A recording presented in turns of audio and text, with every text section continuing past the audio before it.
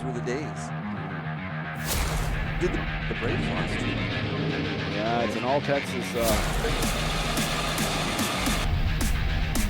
Oh, we're going.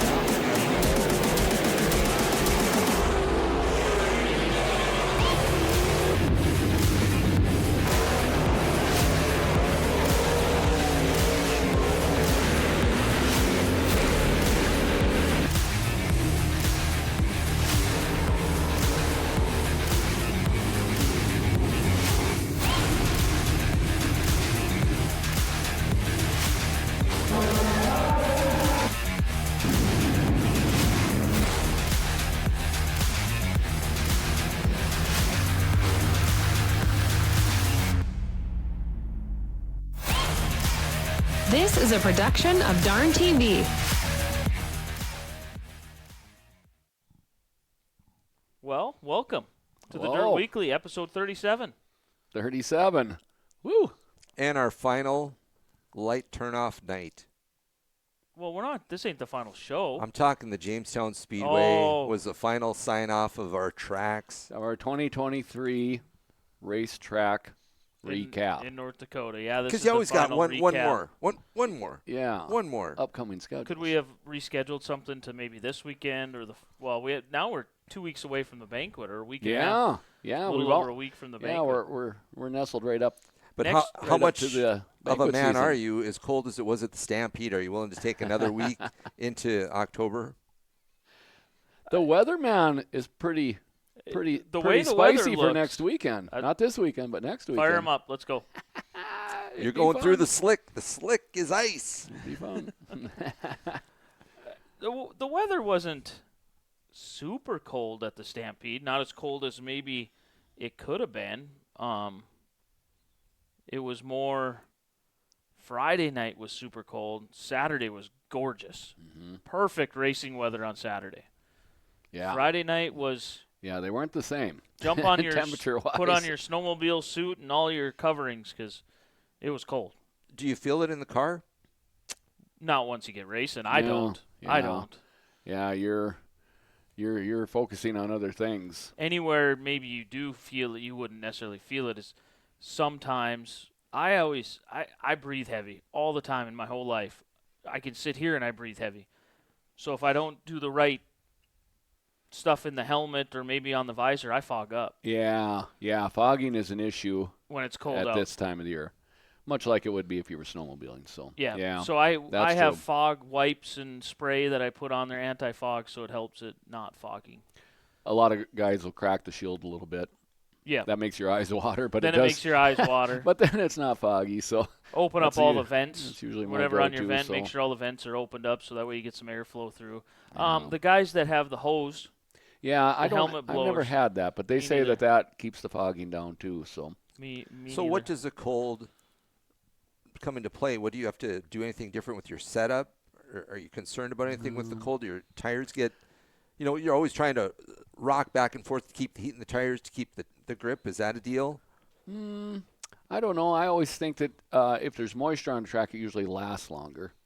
That's about all that I kind of try to implement into my thinking, if anything. But the rest of it, usually the cars run pretty good, which means that they're too rich during the summer and just right in the cold. But we usually got them too rich, trying to keep them from getting hot too. So, but yeah, you had to get the engines warmed up. We had to put cardboard in front of the radiator to get them warmed up before we went out on the track. yeah, I tried to build some temperature Build on the some- gauge. Because, I mean, it was, you built that stock car I drove, it built up to about 140 with cardboard on it. And as soon as we took the cardboard off, I climbed in. By the time I got over to staging and sat there, it was back down to 100 or 100. whatever. Yeah, back down to the pin. Yeah. I don't even know if I got to 200 the whole race. That whole feature race. It's just you couldn't build heat. Yeah. You almost had to tape part of the radiator off in essence to. Well, as a stock car guy, you'll find in the middle of July you'll be wanting more radiator, so, possibly. So I'm not a stock car guy. I'm a jumped in it and raced it Yeah. guy. I don't know. You're a well- stock car. I think you're the man of mystery is what you are. You seem to be able to hop in anything and make it go forward. they definitely had some attrition, and you weren't part of that, so you were doing Yeah, good that way. we'll run down that race. It was definitely attrition. The show rundown is presented by Sebo Motorsports, specializing in high-performance parts and chassis repair. Call Ryan at 701-720 for all your hot rod and racing needs. Jed Boyce, what the heck? It's Thursday. Well, I had safety meeting last night, and I did not get back to mine until 9 o'clock. Let's say a real safety meeting. Real non-alcoholic safety meeting. Okay. Non-alcoholic. That'd be pretty severe. Yeah, Jed's right. We are a day off, but And the best part is I had one of my employees, one of my drivers, he made a comment about the Dirt Weekly, and I looked at him and I said, well, there ain't no Dirt Weekly tonight because I'm here with you at the safety meeting. It's going to be Thursday. Yeah. So even my employees listen to us. Well. Unfortunately for them, I guess. How are they treating you? No complaints. He had some dome ideas. Oh. Everybody does. Everybody's. Ooh, boy. A lot of bullets right away here. So He brought up ideas for the dome. Well, hopefully the dome got some legs after being at the Stampede with 30 degrees on the Friday night.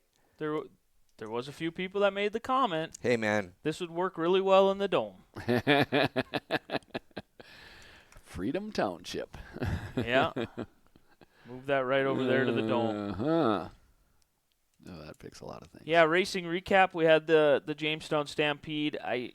It's my fault. I didn't get approval from Jamestown nor Dakota Speedway TV to play the video tonight. It's out of respect. I want to give them the courtesy. I forgot to reach out to them, so no video tonight. I don't want to do anything without permission. Without permission, sure. That falls on me, not doing my job as the producer. If you're watching, you get to see our pretty selves then, so happy for you on that. Yeah, we'll run through the results and all the classes. I think, did they have 9 classes or 8 classes? They had quite a few. I think 8. 8? Well, eight. Last show that we did, some friends of mine commented how they enjoyed your guys' detailed explanation of the different classes. I asked about the IMCA stock cars versus the Wisotas, and now this weekend they come out with the Bomber. So we know we have the IMCA hobby stock. We know they have the hobby stock in Mandan, and then you throw the Bomber out there. Come on now. What's a Bomber? So the Bomber down there, they call it a Bomber, but it's actually it's similar to the rules in Mandan, but they're not quite the same. As far as I know, you have to run a restrictor plate in Jamestown. Kind of a continuation of that big motor, different weight deal, Yes, and big-bodied cars and I think things that's like that. all the same. Okay. I think that part's the same. The difference being you have to run a restrictor plate underneath the carburetor, and in Jamestown you cannot run new tires. They actually have a tread depth device. And I don't know what the exact depth is, but if you start the race, if they go through line-up row and they check and tread, or even after the race they check tread, and if you don't pass that, you're DQ'd. So they do not allow new tires in Jamestown on their hobby stock / Bombers. I know the class has been around for a long time, so it's working. Yep. That's interesting that you can't, try to curb your appetite on tires. That's always a point of interest. So. And a multi-variety of cars, car bodies. They look. You have from brand recognition. Yeah, I mean you have from small, looks like metric cars, all the way up to. I think there was a full-bodied Ford Impalas. Torino, full body, four-door Impalas, Caprices, yeah. LTDs possibly. You would think at some point the old Dean Brecht 04 would have made an appearance out there somewhere. I was told he wrecked it. Oh. I was told it was wrecked. He's certainly been campaigning a legend car. Yep. And he was in a mod, a sport mod, I believe, as well. I didn't catch that. Did not catch that either. I didn't catch that. Where was he in a sport mod? In Jamestown? Right. We just learned something a Boy. little bit. Check the My Race Pass. Yeah. I'm going to have to Interesting. fact check you a So little bit. So the Grand Torino is somewhere rusting in a junkyard somewhere? That can't be. I was told We'll that have to have a shout out to Dean and see if him or Roger can update us on. That's one car that should be parked in one corner of the dome in the Hall of Fame. Yeah. it has truly earned its wings. That thing's got more laps on. I think you misunderstood. It's not Dean Breck. It's Dean Precht out of Detroit Lakes, Minnesota. Oh. Starts with a P. Oh. But he's from Detroit Lakes, Minnesota, driver of the 15D Sport Mod. That's disappointing. Yeah. Well, I just broke your heart, didn't I? you're acting your age, and I understand that. So it happens every now and then. Yeah. No harm, no foul. Getting old stuff. Oh, dang. Luke Croak says, "Howdy, boys. Hi, Luke. Good to see you, Luke. You had a rough Stampede. We got back there Yeah. Sunday morning, Luke, Saw and that. we seen a car that was kind of hit around the corner. You may have left something behind. Uh-oh. That's how bad your weekend was. I come into the night with no video background of this race, so I'm just keeping it between the curbs, if you will, here. So, but yeah, I'd seen some DNFing going on, and hopefully the show can clarify why some of that was. So. Needs a little work, he says. Yes, Yeah. it needs a lot more than a little work. So is that due to the fact that everyone knows it's the final night, so it's whatever, boys, I got all season to work on it, so I'm going in hard? Well, I've been in those conversations. They certainly default to that answer, but I don't have the answer for it. Dylan Sandberg says they're basically the same as Mandan, the Hobby Stocks Bombers. Just the tread is 6:30 seconds, he believes. 6:30 seconds, okay. So that's more than half gone, right? Well, I don't know what they're supposed to be. So, do they run a DOT tire, or they run the Racing tires? Racing tire. Okay, so they're using a Hoosier, and well, apparently 6:30 seconds is less than new, and that's cool because at 150 apiece, they don't need to be buying that kind of stuff. So. And they run the Thank you, Dylan. Wissota Hoosier. Okay. I think it's the 35 H35. Is that what they are? Yeah, H or 35. J35. D35s or something. Yeah. Mm-hmm. D35. So they're running the Wissota Hoosier, Ah. and then they have to check the tread. Well, that's all right. It gives a place for the other classes to pass them on down. Pass. So Not a bad deal. no, get a couple of exciting events out of them instead of just one. Mm-hmm. And so then I you like got the IMCA mods, Yep. the sport mods, Yep, the IMCA Sport Mods. and then they slipped the Midwest mods in there. Which is the Wissota version of, let's call it a B mod. Mm-hmm. Sport Mod would be IMCA's version. Yeah, I think it probably falls closer between our sport mod and our A mod. As in componentry, I believe that they've got the aftermarket transmission. I think so. And I think they might have a quick change. So a Midwest mod could put it on the sport mod. Well, paper to paper, yes. And a lot of those components are more of a convenience than they are an advantage. I'll say it like that. And that's interesting because remember when we were tracking Robbie Roselli, his time trial speed with Jason Wallace time trial speed, and so a Midwest mod would on the topless night. Yes. Yeah. Oh, we got to get them all on the same track. They've had some challenge races where the Midwest mod guys have put a whooping on the sport mod guys. Uh-huh. Also, the drivers that can drive the Wissota B mod, they allow their A mod drivers to be able to compete in that. Where in the IMCA, an IMCA A mod driver cannot compete in a sport mod. So they are influenced by maybe an upper echelon of driver ability too. What I think you'd notice though mostly is the Midwest mod is actually the more popular modified in the Wissota world than a Wissota A mod. It certainly is in North Dakota. It seems to be around here. Yeah, Devil's Lake and Jamestown. But yeah, Grand Forks maybe too. It's the same thing we talked about. You have the stock car, the Wissota Street, and then the IMC Hobby. Well, the Wissota Street is that middle ground between the Hobby and the stock car. It's like you get a little bit more than your Hobby, but you don't get quite as much as the stock car. Well, the Midwest mod would be the sport mod to the A mod. You get a little bit more than a sport mod, but you still don't get the... You don't get the alcohol. Yeah, you don't get the... Four-barrel or things like that. So, right. It's kind of like a middle ground mod. Yeah. The tech guy's mind must have been burned up. It was... Once you've had an aftermarket transmission, you don't ever want to go back to an OEM. That I can share from experience. So I'm defaulting to anything and everything with an aftermarket tranny. Dylan Sandberg also said that the the tire rule is basically wide open in the hobby stock bombers over there in Jamestown. You can run the Wasota W35s.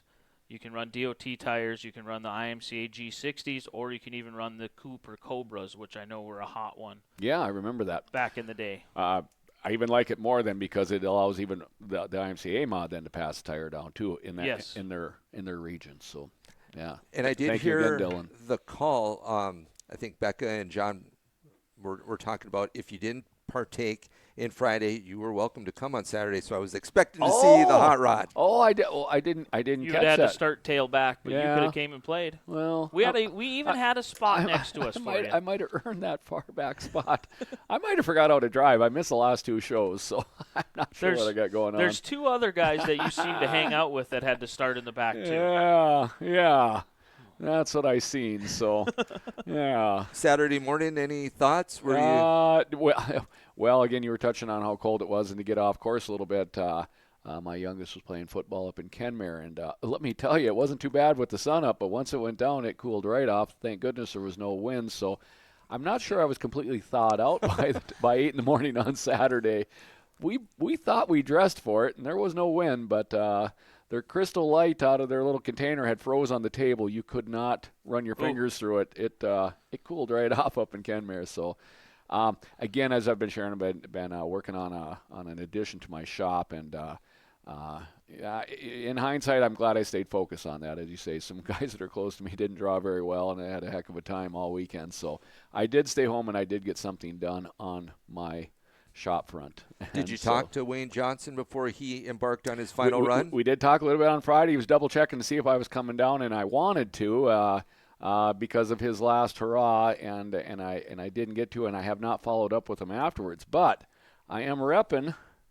Wayne where am Johnson, I at here? 40 Got years. the Wayne 40 shirt on because that is that's going to be hard going forward for me and maybe a lot of us. I mean, that's a staple in our racing, and 40 years is a long time, and we both started together way back whenever that was, the last millennium, and I see that he didn't finish in his feature there, but he did win a B main, and I'm sure they were having a good time. I know some Yeah, other the people whole were going family. down, It was so. pretty cool. The whole family was there. Jenna, Lori. I know Tim Anderson was over there. John Anderson, Tom. Mike and Lori Lazat. Yeah, Mike and Lori. So- It was a big group there. They had pulled pork. They had food. They had drinks. They had anything that you ever wanted. And anybody was more than welcome to come in and partake in it and hang out with them. And I actually went down there. I wanted to go spend a little bit more time down there with him because I'm close with Tim and just the whole group there, Yep. you know. And I made it a point to go down there to watch Max's feature right there with them. So I got to partake in some of it with them down there. So Yeah, it was pretty so, cool. Like I say, I haven't been able to catch up with him yet. We will here soon, but yeah. It Sucks that he's leaving. I had a conversation with the old dark horse Travis Hagen the other day, and he said the same thing. He goes, oh man, you're taking a consistent car at the racetrack all the time, a consistent top-running car, and And putting it's going to be a big void. One thing that always has been spoke of with Wayne, he always has top-notch equipment. It's just always well prepared. Always well prepared. Possibly brand new off the showroom floor, just equipment. He's just naturally mechanical, and then he's just good at just having everything ready, and he's helped some other of us too, and like you say, just a fully prepped presentation, and it'll be different come May. Have got to have a little bit of conversation with that. He's going to stay involved in body and race cars, and maybe doing some minor frame repairs and stuff like that, and so he'll still be an asset to racing.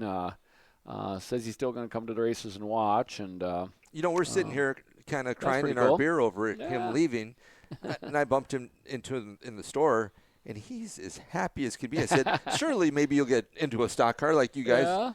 No, I'm selling it all. We're going, and I think he's real excited about his time with his wife and what they got going on. And he's been pretty organized the whole time. I mean, just his organization in his life with his work and his marriage and all that stuff there. And I think they want to do a little traveling and stuff like that. And as we've shared, I mean, the grind of weekly racing is a heavy load, and he certainly has participated in that for decades, racing in both Minot and Williston full time for a long time, or forever, and that really takes out some traveling options, if you will. So I get it.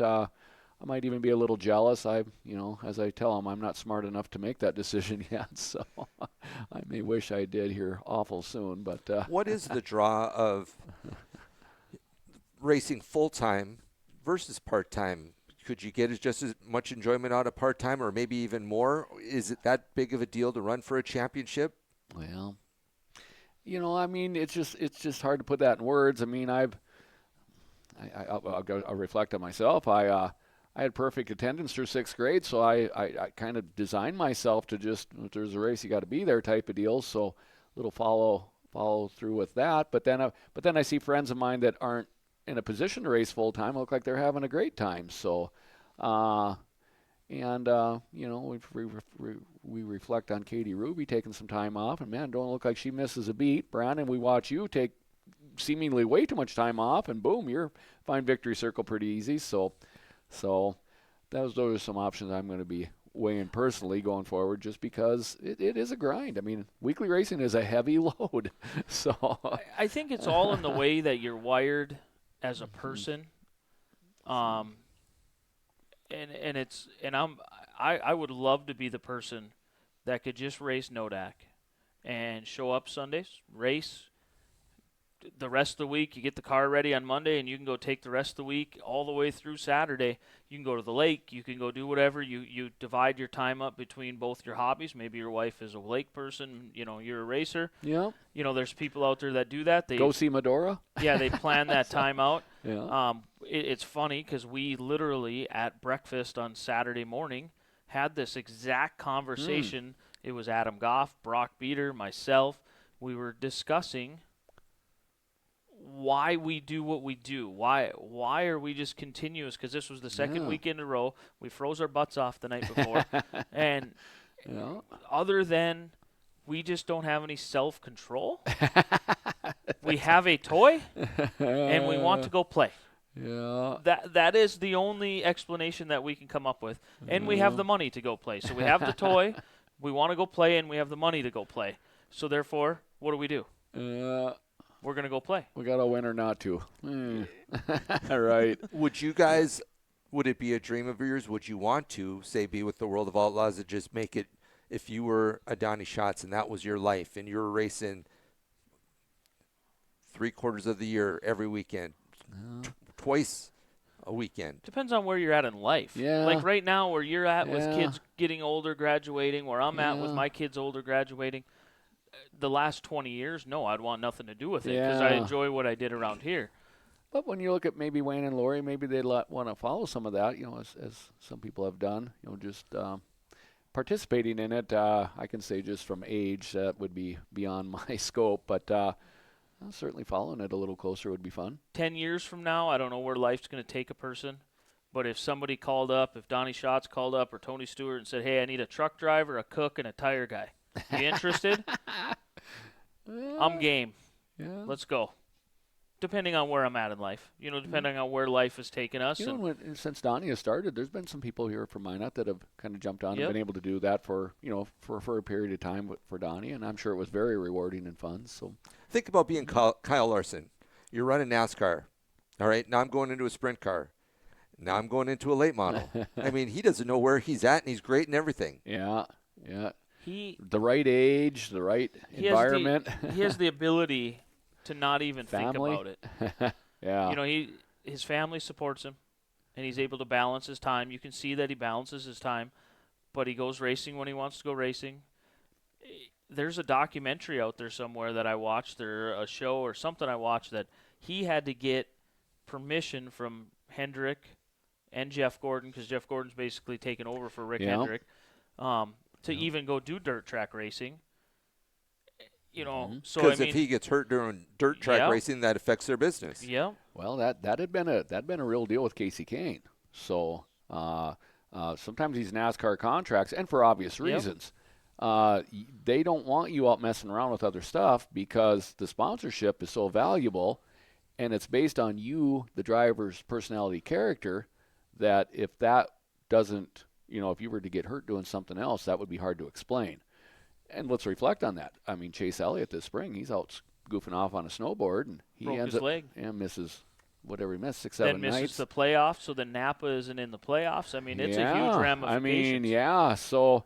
So, but then at the same time, to get some of these drivers like Kyle Larson's, they wanted to have a clause in there that I'm going to go out and mess around with dirt cars. Kyle Busch does and stuff like that also. So, but I mean, as a NASCAR charter owner, you're like, you're inking $1 million contracts with, with McDonald's and stuff like that. You got to make sure everybody's there. And then all of a sudden, a trivial messing around with a dirt car seems like it would not make financial sense. It'd be hard. So I can only imagine that some of these contracts have got some little clauses in them that fit the scene of the crime. But you talk about if there's a race, you got to be at it. To the point of Indianapolis 500, we've seen Tony Stewart do it. Races the Indy 500, then he goes and does a Coca-Cola 600. Yeah. Some other fellows have done that too. Yeah. John Andretti did it once. I think Kurt Busch did it once. I think Tony did it once too. Tony Stewart did it. So. Tony has the record of the best finishes in both. I know that they were IVing trying to get trying to get all hydrated again on the way to the next deal. So interesting, certainly a neat thing to say you've done. But yeah, so but I guess to reflect on it on a local level, of course we don't have any of those kind of boundaries because we're self-financed or whatever we are there. I don't think does my car owner have a contract with me? I might be a free agent. You a free agent? I got to go look in the mirror and check. Can you keep track of all your you got a different car every week lately? Yeah. You're kind of one of those guys. You're unpredictable. Yeah, I know we've talked about, that the racetrack is kind of lake life without the water. We got the dirt track instead. I think the conversation and the, just being with other people and those people and all that there are same as the lake, just different. Friday night at the Stampede, heat races, they do a system down there, maybe you noticed it, where they basically do 2 heat races in every class. So they do 2 heat races of hobbies, even though there's 3, but they're going to do the first 2, and then they do the first 2 heats of sport mods, and they roll through all the classes.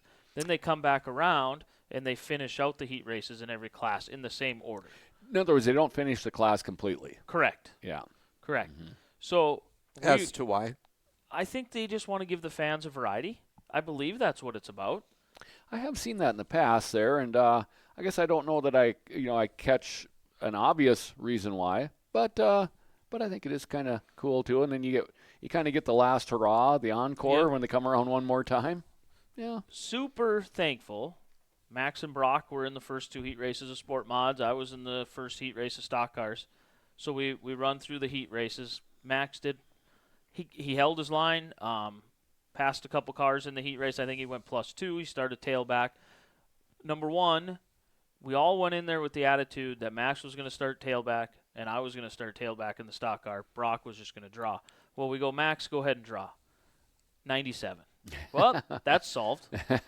That's solved. Adam draws 100. 100, yeah. Yeah, we were talking about it. He goes, well, I drew 100. I just show off. and Brock draws 98. Oh, boy. So you're off to a good start. So we're off to a great start. Oh, so I go, boy. well, I'll see what I draw. If I draw towards the back, we'll just take it. And I draw 80. Lowest number of the bunch, got 80. I said, just line me up. Line me up back there. But anyway, so we run our heat races. And then I get out of the car because I was the final, or out of our group. I was the last heat race to go out of our group. And Brock goes, take your stuff off, whatever, we're gonna get out of here because it's cold. So I switch my stuff out. We pack up the cars or do whatever we're going to do. We didn't load them up. We just put everything away. And I fire up the grill. And I go, well, I'm going to eat a little bit before I leave because I brought some food with. I'll cook it up.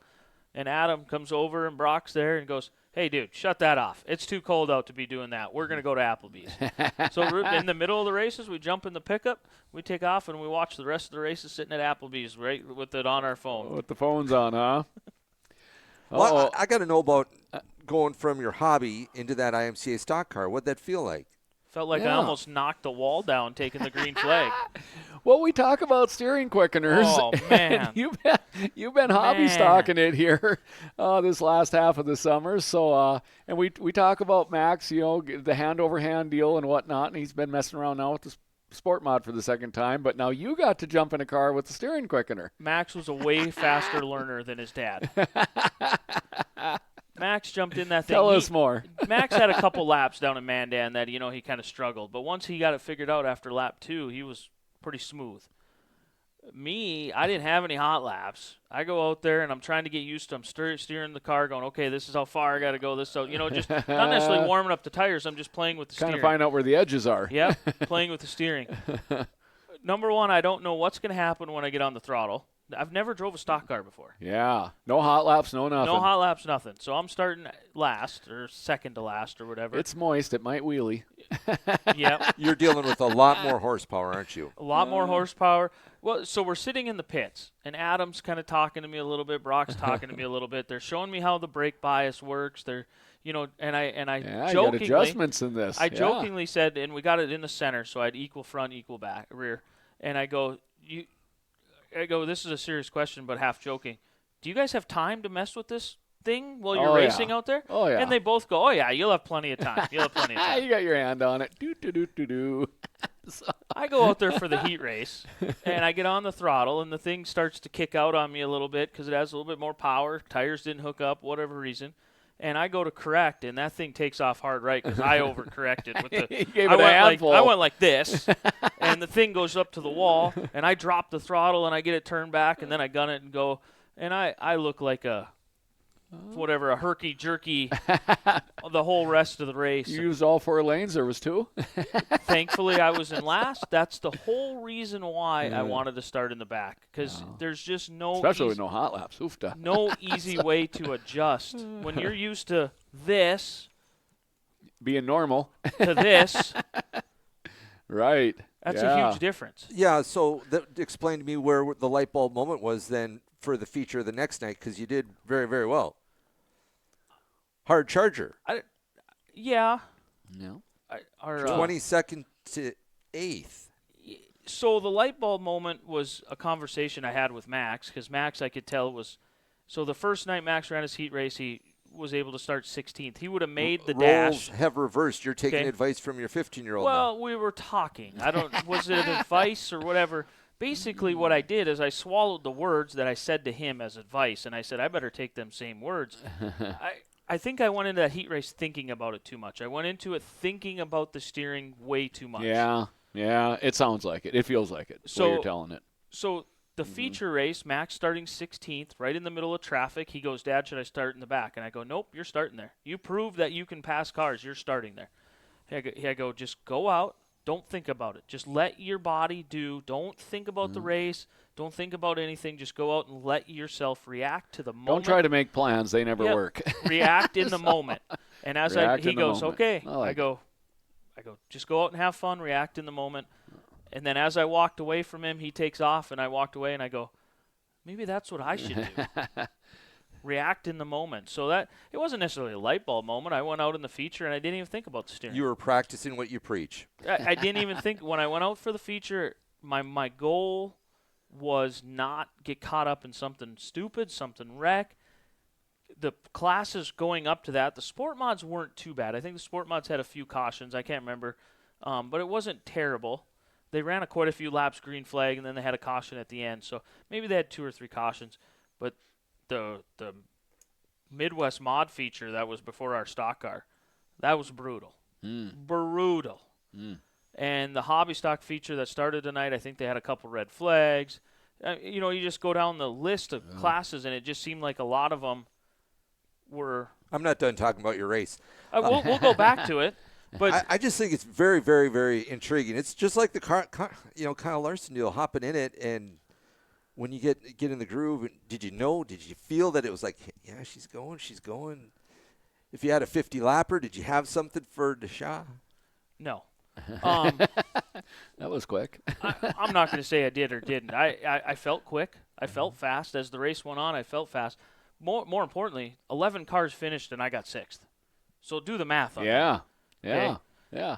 manage the race. Adam Goff started right ahead of me. I started behind him.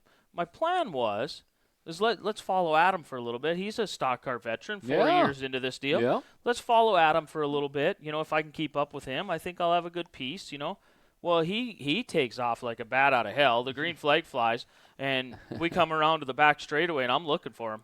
I'm going, well, that plan sucked because I couldn't even find him. He dove down to the bottom. He barely missed the first wreck, I think, and I ended up going up and over the top just to bail off the top just to avoid it. The cautions were instant. Instant. Oh, okay. And then, that was the first one. Well, he gets a little bit tore up, and then the next wreck, so we do a restart again, and we made it around one lap, and I stayed up high. After that first one, and I seen all the carnage that was happening middle to bottom, because there wasn't much tack up high. You could hit some moisture. Yeah, describe the track. What was cooking? Was it? There was some holes going in the corner up high, middle to high. The bottom had a nice little ridge all the way around the middle to bottom that if you laid I tried to stick my left rear on it, but if you missed and your right rear got in it, it felt like you were going to roll over. Because it was kind of a good little curve. Had a ridge in there, huh? Like a little ridge in there. Like the dirt moved a little bit. And when you slid it in there, you got on the throttle. That first time that I felt it, that right rear hooked, and I was on the throttle, and it goes, wah! Wheelied up. And I lifted immediately. Them other guys I warned you. Them other guys don't lift. So you right, they don't lift. Yeah, you go from your hobby with what you're comfortable with. It's an experience. It's an experience. And a big racetrack with a lot of room to race to a much more horse-powered up car. And not to mention all your competitors are as good as you, if not better. Yes. Most of them I would classify as better. Everybody wants the brass ring. So my goal after that first start where the wreck happened, I was staying up high. I just had it in my mind, if I want to keep this thing in one piece, let's manage this race. I'm going to run the middle to top. I'll figure it out. If I lose some spots, whatever, I will figure it out. Because I wanted exit stage right ability. You wanted a way out. I wanted an exit strategy. You want to get squished down against the bottom. Mm-hmm. And it paid off immensely because the second restart, they come around or whatever. We finish a lap finally, so we knock it down to 19. Luke Krogh, somebody gets into Luke, they spin. That's where Adam got it. The DNF is right there on that one. He was down trying to fight that middle because I think technically that bottom where that ridge was, if you could hit it right, that was the fastest line. If that's on the where the moisture was at, more than likely that's where the speed was at. So, yeah. Adam had shared that the right rear corner of his bumper got pulled back, and it was pulled the bumper out of the mount. They determined it to be unsafe, and so that was his DQ, or his DNF. So. The sickening feeling is we're under a red flag, and they come around or whatever, and they pull Adam down to the bottom after this wreck. And the quarter panel on Adam's car right behind the door is pulled all the way back to the bumper. The quarter panel is all the way. It's wide open. You can see right into the what would be the back seat. Yeah. Oh. And the officials come out, and they bring a Sawzall out, and they fold it back over, and they take the Sawzall, and I'm thinking to myself, no, you just ruined a quarter panel.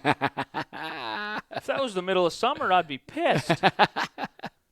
They came on the track and did that. Yeah, right out they pulled him down to the infield or right down to the inside of the front straightaway and the Sawzall right. So that brings up our hot sauce topic of right. I was going to say of a month ago. You got to have a four-wheeler with all the stuff. Yeah. So they had a Sawzall down there. Jamestown had some of that going on, huh? They had a Sawzall that sliced her right off. Wow.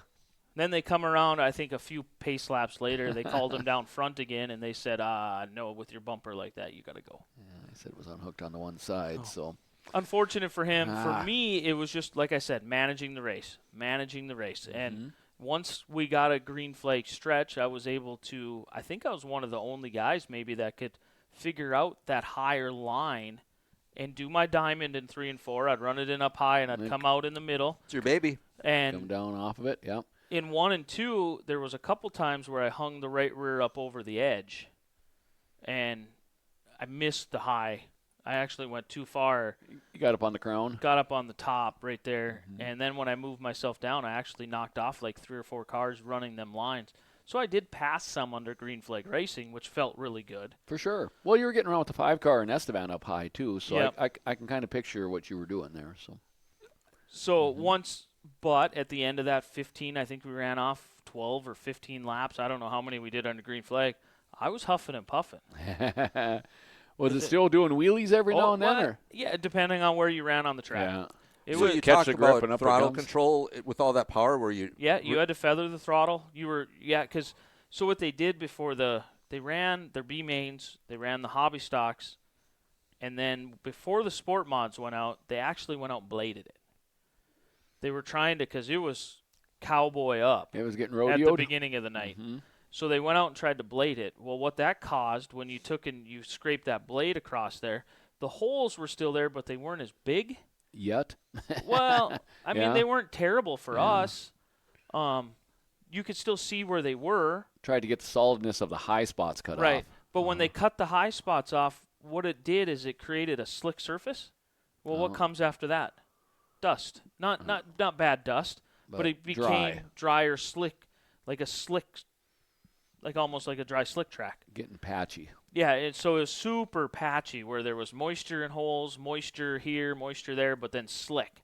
And most of the time coming out of the corner, that's where the most power you're trying to put it down, so that slicks off first. Most of the time. Yeah. Yeah. Most So, of yeah, them. you had to feather the throttle coming out. At least I was. Maybe them other guys weren't, but I was. Yeah.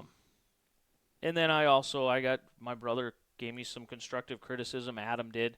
Don't dump the throttle in a stock car going in the corner. Roll back. Use the brake.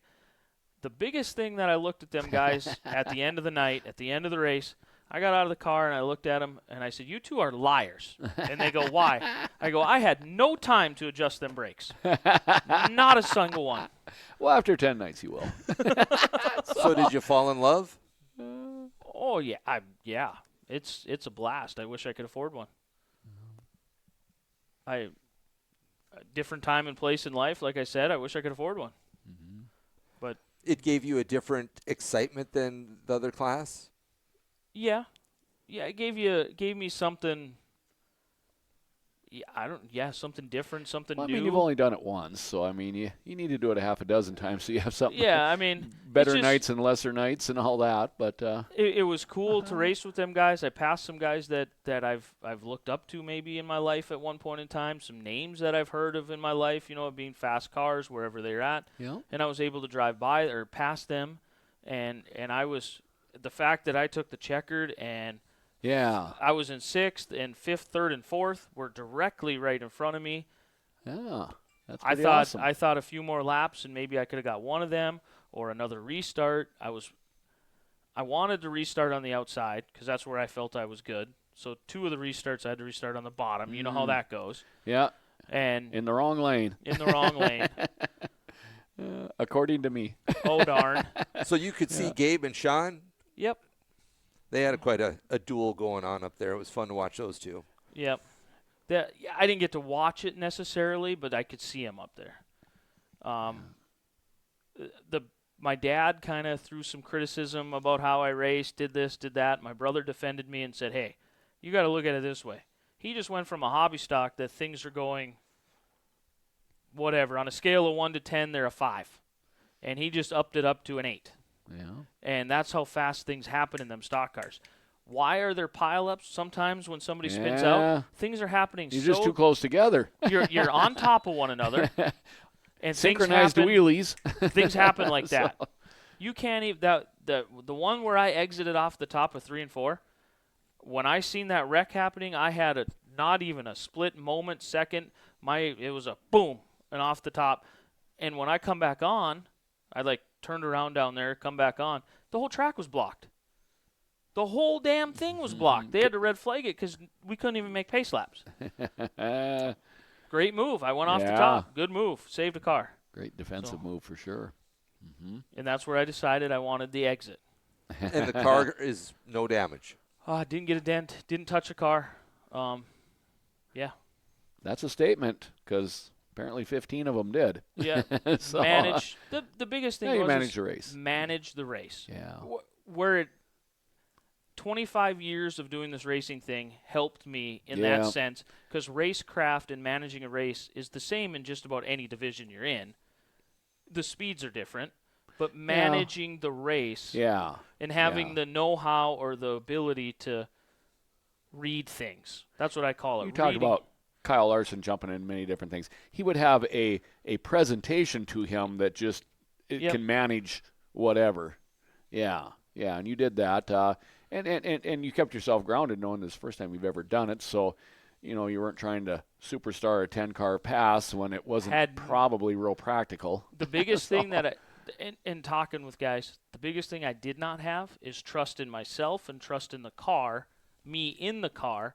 I would not have set it underneath Jorn or anybody else going in the corner. In a wheelie. Because I was not going to take him out. I was not going to be that guy. I went into it with the intention, I'm going to do this under control. I'm going to do this my way. I'm not going to ruin somebody else's night. Exactly. So. Or your brother's car. Or my brother's car. That was the biggest thing, my brother's car. A lot of weight. The thing that I'm most proud of, have you looked at lap times in the stock cars? No. I did not. Have you? I have not. I don't even know if I can. Isn't that a different application? So I go to the stock cars. I know it's the same application, but it's on my race pass. You got to pay for it. It's one of them things. That part I meant. You go to the best lap of the race. And the third one on the freaking list there, hey. Look at that, huh? Brown's got third fastest lap after Sean and Gabe, so I obviously did something right. Yeah. Pass that along. Yeah. Sean Strand had the fastest at a 16.256. Gabe was a 16.257. I wasn't even a tenth off. I was 16.351. Yeah. I'd like to see you get up there and dance with those guys. I'm not saying I could run with them, because if I click on it, their lap times are way more consistent than mine. But you still had a competitive lap. I felt like as the race went on, I got more comfortable and more comfortable. That's why I say you need half a dozen nights in there to draw a conclusion. And some different track conditions, some different this, some different that. Maybe on a dry weekly racing, weekly different tracks, deal. But you were probably running a Sean Strand line where you were probably following in his footsteps, where Gabe, he just is like biting the bullet and just ripping it down, or just manhandling the power down low. One thing I will say about these compared to a hobby stock is you have to man up, and when you get that thing hooked up and it's picking the left front, you just have to stay in it. Given that you have room to stay in it, right? The safe room. Once I figured out like turn 1 and 2, once I figured out corner entry a little bit, and I wasn't dropping the throttle completely, I was trail braking going in the corner to keep it over up a little bit on the bars. Thinking back, would you have done anything with that? I wouldn't have known what to do. Yeah. If you're tight, you want more rear, but right. Well, so that. Right. I could have figured that out, but in that moment, in that time, it's no different than would I make a change setup wise to the car? Absolutely not. Yeah. Give me 10 nights in the car, then I'll tell you what setup needs to be changed.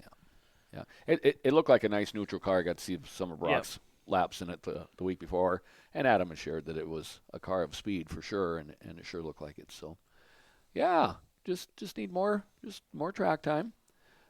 Jumping around, tell me about Gabe's win. I mean, Sean won a night at Motor Magic, and then had camshaft problems there, and then rebounded well for the Oktoberfest, and he's sitting in the bird dog seat. For those that are wondering, Fear the Rear, that's Gabe Deshaw's YouTube channel. So go to Fear the Rear on YouTube, and you can follow along on Gabe's journey this summer of racing and stock cars and sport mods. I think he would have called the sport mod maybe his more successful class this summer. Yeah. But as the summer went, I feel like he got quicker and quicker and quicker in the stock car. We had some discussions, and they were chasing some camshaft issues too. I think everybody in stock car had moments with that this year. But at any rate, I'm with you. I thought maybe his attention had stayed pretty solid on the sport mod presentation, but at the same time, I could see that stock car was getting faster at the end of the year. Motor Magic, things like that. Things were gelling, and man, I mean, I was surprised to see that he got around Sean. He had to pass Sean. I didn't get to watch that part, but he had to pass That's what I'm Sean. interested in hearing right here. So you were watching? Or? Well, they talk about NASCAR, how cars seem to be better on a long run, and it seemed like Sean probably was better on if it would stay green a lot longer because he was riding the top and was building it and building it and building it. I don't know, man. They both had their equal strengths, and it was just a great race. Mm-hmm. Was Gabe working the bottom more so then? Yeah, or he was more middle to bottom. He was kind of hitting that strip of moisture at the bottom. Yeah, getting the drive it off seemed on like that moisture. Okay. I think his youth prevailed in that one, just being able to. Well, I've referenced a little bit. I mean, you got to bulldog these things. I've shared a wet track in Underwood. I mean, you get out and you've done something, and you can. It was. I got out. My tongue was out. The shield was fogged. It is. It is You had to crack impressive the shield. So at his young age, 18, right? Yeah, he's fresh. maybe 19, first year in Yeah. college, so he's right Yep. in there. To hop in there and just here we come, buddy. Yeah. In Brock's words, the stock car and the sport mod are probably the most similar cars you can drive. They act a lot alike or similar. They have some similarities in his mind. Adam said he thinks the toughest transition is going from that hobby stock to the stock car Because of the steering quickener because of the and things steering like that. quickener and that stuff. Interesting. Who does Gabe have for backup? Because, you look at Sean, 30 years, 35 years experience, A-mod, stock cars, street stocks, and he's in there, all that experience. Mark Dahl backing him up. Yeah. Gabe has his dad, Bo. Yeah. And And then they have Angel Munoz. The Brown Conways Sugar. are right there. The Conways are there. Rod's right in the middle of that. So. But I think technology and setup-wise, I know they're tight with Tom Barry on the sport mod stuff. Yeah. And maybe he's helping with the stock car stuff too. I'm not sure. But I know at one point they were having conversations with Tom Barry. Angel Munoz on the stock car, that's a B&B chassis that they have. Angel's a B&B guy as Yeah. well. So, you have that connection. They have a really good support system. And Gabe does his homework. Yeah. Oh, and you guys touched on the youthful edge. I mean, I've watched Aaron come through this, watched Travis coming through this, watched Dalton come through this, and, Yep. and Gabe is on the stage. He's coming through this. So Gabe is the type of kid, I'm going to give him a ton of praise here because keep going with your life because you're going to be something more than a local dirt track racer. Let's be real. Yeah. He is Got his pilot license. pilot's license. So, He's the type of kid that when he wants something, he's going to work his tail off to get what he wants. yeah. And going to Paying college attention. So and going to college and trying to become, I don't know what he's going to college for. It's aviation of some sort. I don't know what it is of aviation, but he's going to UND. But when he wants something, he works his tail off to get there where he wants it. And he'll put the hours in the shop. He'll put the hours in watching video. He will. stays focused. But it's pretty cool when he gets out in victory lane. He's still got that youthful energy and youthful enthusiasm. Yep. Just Yeah, he does. Yeah, that's pretty cool. Yeah, good on him. I mean, like I say, I think Sean's getting around as good as anybody gets around in a stock car, and apparently they fought it out. So, Yeah, third in the sport mod. I think, if I remember is that what right, it was? Yeah. Gabe ended up third. I'll go into the So- sport mods now. So Gabe DeShaw winning the stock cars, second to Sean Strand. Let me run down the rest of the top five here. 26 cars were there. Andrew Jokum got third. Gabe started actually fifth, I believe, inside row 3. Sean, Andrew Jokum, Kelly Jacobson in the one car finished fourth. Brennan Borg in the 52, and then myself in sixth. Brody Carlsrud, Chris Toot, Darren Toot, Cody St. Croix. Yeah, it was neat to see the Toots come up. Of course, they got great car numbers. Yeah, 67I and 67II. Yeah, 1 and 2. Yeah. So, yeah. I seen seem that they to- were signed in right away, and that's pretty neat. I mean, I seem to race around them almost the whole race, just to let you know. so I was represented without the green. so if you'd have been there, there'd have been a problem. there'd been 3 of them. Yeah. Yeah. That would have been trouble. That was what was impressive is the different people that were in attendance, the different drivers. From the western side of the state, we didn't have much representation. I know. You had Gabe, you had myself, you had, let's call Sean from our western side of the state. Yeah, I'd be man down. So. Cody St. Croix, Taylor Mogard, Luke. Luke Krogh, Adam Goff, and Jason Berg, let's call him from our side. Yeah. But there was some names here that I have never. Fargo, Minnesota type of know, deal. Yeah. The 2 out of Iowa. Mm-hmm. So, and Randy Klein was there. He was back. Johnny Carter drove his car the week before. I saw But, that. you have the Toots from Albert Lee. a lot of Fargo drivers over there. So it was a good mixture. Yeah. Just a different crowd than we've kind of seen for a while. It's certainly way different than weekly racing. So Yeah, and it was the same in the sport mods. We'll run to the sport mods. There was a DQ in the sport mods. I'm not sure what he got DQ'd for. I didn't catch any of that. Justin Jones was the one that won, number 69 out of Bemidji, Montana. I believe it was a rev limiter. That you are correct. Rev limiter was not hooked up. Okay. He had won it and then got denied? Yep. Ooh, Won a it and then Stampede victory. Ouch, ouch. But Cole Suckow, number 75 out of Cresco, Iowa, made the trip up, and he won the big money. He ended up with the show. He started pole. Yeah, I seen that he runs pretty good in Iowa. So. Yep. And then Ryder Raynard out of Estevan representing, getting second. Yeah. Gabe DeShaw third, Rich Pavlicek fourth, Chris Van Mill in fifth. Ryder was really getting around in Bottom. That was a great race. With Pavlicek, I thought he'd be coming up there. I was running great, but man, there was a lot of heavy hitters there. A lot of heavy hitters. I saw that in the rundown too. I almost thought Rich had done a little bit better just because of the Motor Magic. He looked great. I mean, the car was doing what he wanted to do. Just the competition was real. Yeah, they were good too. Yeah. Mm-hmm. Then Kelly Jacobson, Riley Saylor. Is that another driver I never heard of? Keenan Glosser, 8th. Brandon Tendelind, 12T out of West Fargo. Never another name that you just don't recognize. And then Max ended up 10th. He went +6 and started 16th. Ran a pretty decent race. Ran right around Keenan Glosser and Brandon Tendelind the whole time, it seemed to. Did he enjoy his ride? I mean, did he stay out of trouble? He didn't touch a car. Had no front tires still pointing straight. Yeah, no contact with anybody. He raced side by side with them guys. That's a trick in a sport mod. Yeah. So. He was side by side with Glosser, and then a couple other guys. Dirk Miller was in there showing his nose. Cole Hanshoe was showing his nose a couple times to him. Cole was in the sport mod. Yeah, Cole made a trip back in a sport mod, which was pretty fun to watch. But for the most part, it was a very successful, as Brock said. Max did great for his second time ever in sport mod, putting him on a tough stage. A Stampede is a tough stage. Yeah. Went a little high. We thought he was going to knock down the wall a couple times coming out of 4.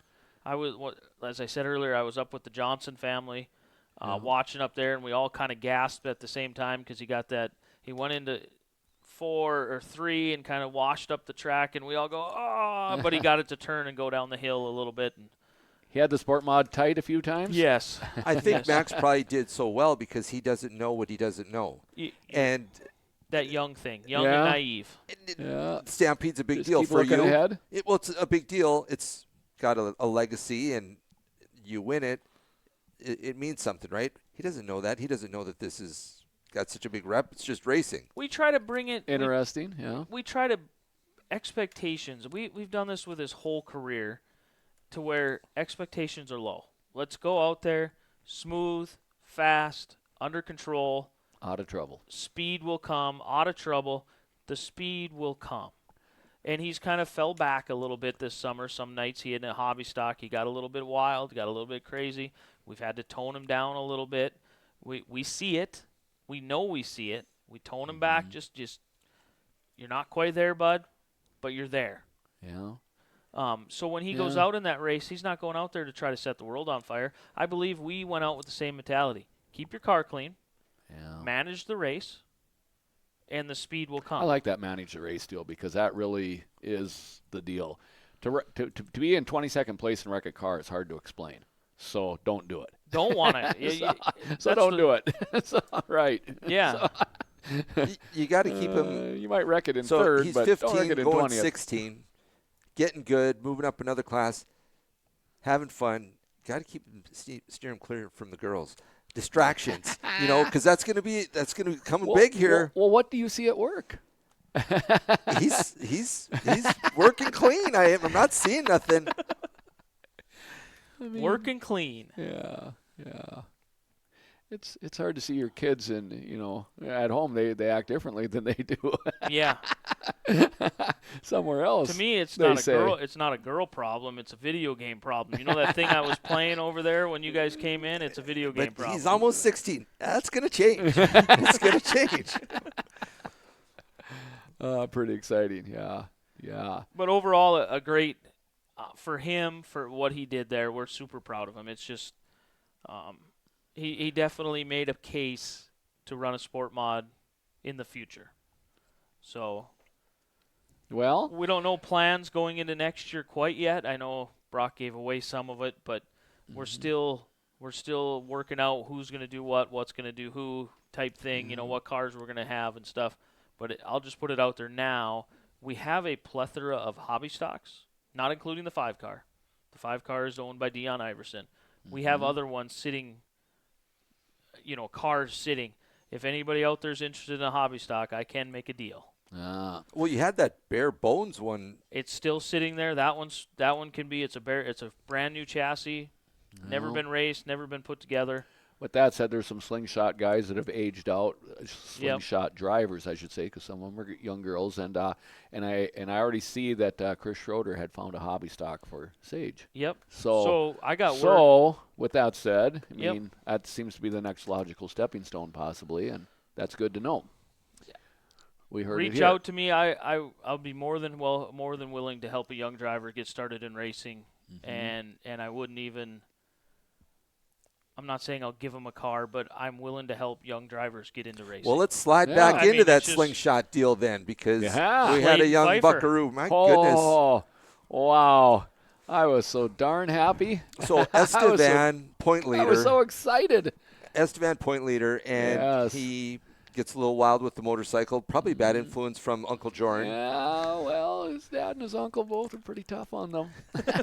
So, right, that's why I kept it neutral back when he did it. I know a couple guys that did the same thing. So. Has to park it. Yes, has to park it. Karen had shared, even his baseball got a little messed up here, and the kid's young. He's living through just a ton of adversity, and man, for him to, he had a Gabe DeShaw moment. He just got her done. So manned up, drove 7th to 1st. You're right. That's what I mean. Going back to his heat race, he was leading it in turn 4, and young Schill took him on the high side, and I'm like, oh, man. Then they needed an axle, right? Yeah, because you're trying to get an axle delivered, and I'm like, I got nothing. And unfortunately, I responded back to you that we didn't have anybody. I did have my dad coming down. He is so unreliable on what time he's going to show up. I did not want to commit that. But Bernie did make the trip. So I unfortunately I feel bad because you texted us, and I looked at it and I said, well, I got my dad coming. Steven has got an ace at home with Karen. Work in the field at the combine, and now she's at home lining up parts and delivery. I gave him a salute this summer. Yeah. She must have managed to find the... They did, yeah. She texted me back and had it all lined up. Even the next day she said, the axle's on its way, and it got its job done. Yeah. Our discussion just shared, that maybe Max or even Gabe might not understand the impact of a Stampede win at their age, but this was magic for me for Slayton to get this. Yep. A Stampede win is so cool. I've had 4 of them. It is so dang cool, and they get cooler with age because they just get out of reach. So, I'm so excited for them. It is great pictures. You just got a humble look on them. We talked about the break. Love it. Maybe doing a little good for driving, taking a break, because he had speed like I hadn't seen all season. He had ferocity. He was ready to go. He'd been cooped up with setbacks, and he was ready to rip. Was he 100% medically cleared, or was there some gray area there? As a guy that's broke his collarbone, I'm going to tell you, it's a 6-week deal doing it the long way, but in 2 weeks you can do something. So I feel that the doctor that I'm not, that he was for a race car anyway, more than ready medically to rip. cleared. Motor magic. Yeah. I bumped into him and I said, Slayton, you could have drove that with your one arm. He's like, tell more people that. I'm guessing he was hinting his mom or dad. I was racing motorcycles and I was back on. It wasn't the wisest thing I did, but I didn't die. So that was a month ago. He was ready. He was real ready. That's awesome. I believe that is awesome. his first. Was it the first of the season feature win? Not 100% sure. Oh boy, I thought he snuck a feature in Estevan. I thought multiple seconds, multiple. Yeah, broken stuff on him there for a while, but God, I thought he had gotten one. Well, yeah, we're looking it up. I was just so happy for him. I just know that he had just so many setbacks, and of course he gets the adult advice, and that doesn't make things any better either. But man, for him to put that together, I'm just real excited. That's his for first him. win of 2023. It is. Yep. Okay. God, I thought wow, even more so then. According to my race pass, he only got to race 11 times this year. And probably had 11 seconds. Yeah. Well, he had 10 top 10s. So, yeah. Wow, this is his only feature win too. Wow. It's even sweeter. So. Well, even better sweet, than that, he had all top 10. So that was his 10th feature because one of them was a rain out, and that counts as an event. Oh. So he did not have a race Never been out of the top 10. Only one race outside of the top 5. And he's got a Stampede. All right, conspiracy theory. That family loves the number 11 more than anybody in the world. And 11 features. 11 features, and that's the one he gets his win on. Oh, come on now. Yeah. Oh, that's awesome. Oh, man. It was just so great to see the pictures come up, and yeah, good for him. So he's able to reset everything right from here. So I like it. Reset on everything. Isn't my Sports race will pass get going. wonderful? It is good. Yeah, I got to learn how to use that, so I'm not just shooting from the cuff here. But yeah, this will be a nice reset button for him now. And man, What list off the top 5 there in those slingshots? I was getting back to it here because I had to get out. I think it was just the reversed in the heat. Schill got second in the feature. Sladen Pfeiffer with the win. Denton Schill with the second. Landon Goodrow with third. Gunnar Raynard and A.J. Matsky out of Jamestown with 5th. That's awesome, guys. Good representation from the west side of the state, some of our local drivers, plus mixed in some east side. Jacob Campbell, one that just kind of, I think their family just got started in this stuff. Out of Watford City, he was able to get 6th. Sage Borrood 7th. Sawyer Goodrow, Weston Uranker, and Aubrey Ettinger out of Jamestown, wrapping up your top 10. So Ellie cool. Ruby had a great race. Sounds like fuel pump issues knocked her out. They shared that it was a DNF, and in fact, I was up there today. I didn't follow up on what it was, but fuel pump, yeah. She was running top 6, top 7. Great for her. She's limited nights this year. Boy, 2-3. Yeah, not a lot. So Niner was moving. The Niner and the Niner. So Corbin Krogh, I think he went up and drew the 1, didn't he, at intermission? He was pretty excited. He ended up with a DNF.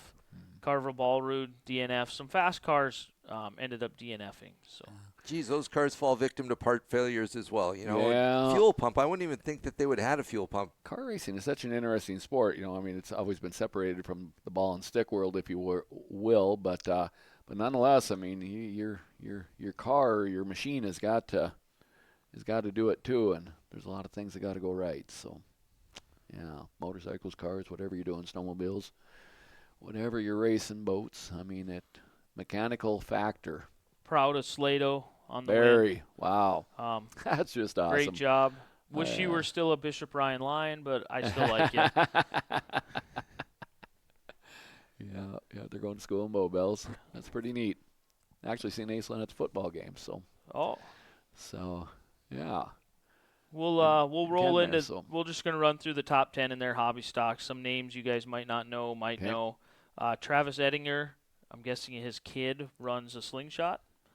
Travis Ettinger picked up the feature win, started 4th outside row 2, had to move up to the lead. Dylan Sandberg, who just won the week before. So we're talking Dakota Speedway hobby stocks here. We're talking Jamestown Bomber / hobbies, because they didn't have 2 separate classes. But they're kind of similar. They're super similar. Yeah. They call them hobby stocks on my race pass. Okay. There was a time they were identical. Did they call them bombers on TV, or what did they? They dropped the term bomber, but I was assuming maybe that was another class. No, they did not have a bomber labeled class there. They had hobby stocks. Because there was no IMCA hobby stocks, they were able to call them hobby stocks. Yep. Okay. Yeah. Yep. So Dylan Sandberg, Seth Howe Keller, Eric Bush, Kelly Horner, top 5. Kelly Horner's been around a long time. Yeah, yeah. Kelly had his Facebook page post there, and both 21s had done pretty good. So, yeah. Yeah, Kelly been around for a while. Yes, he has. I think he's raced just about every class.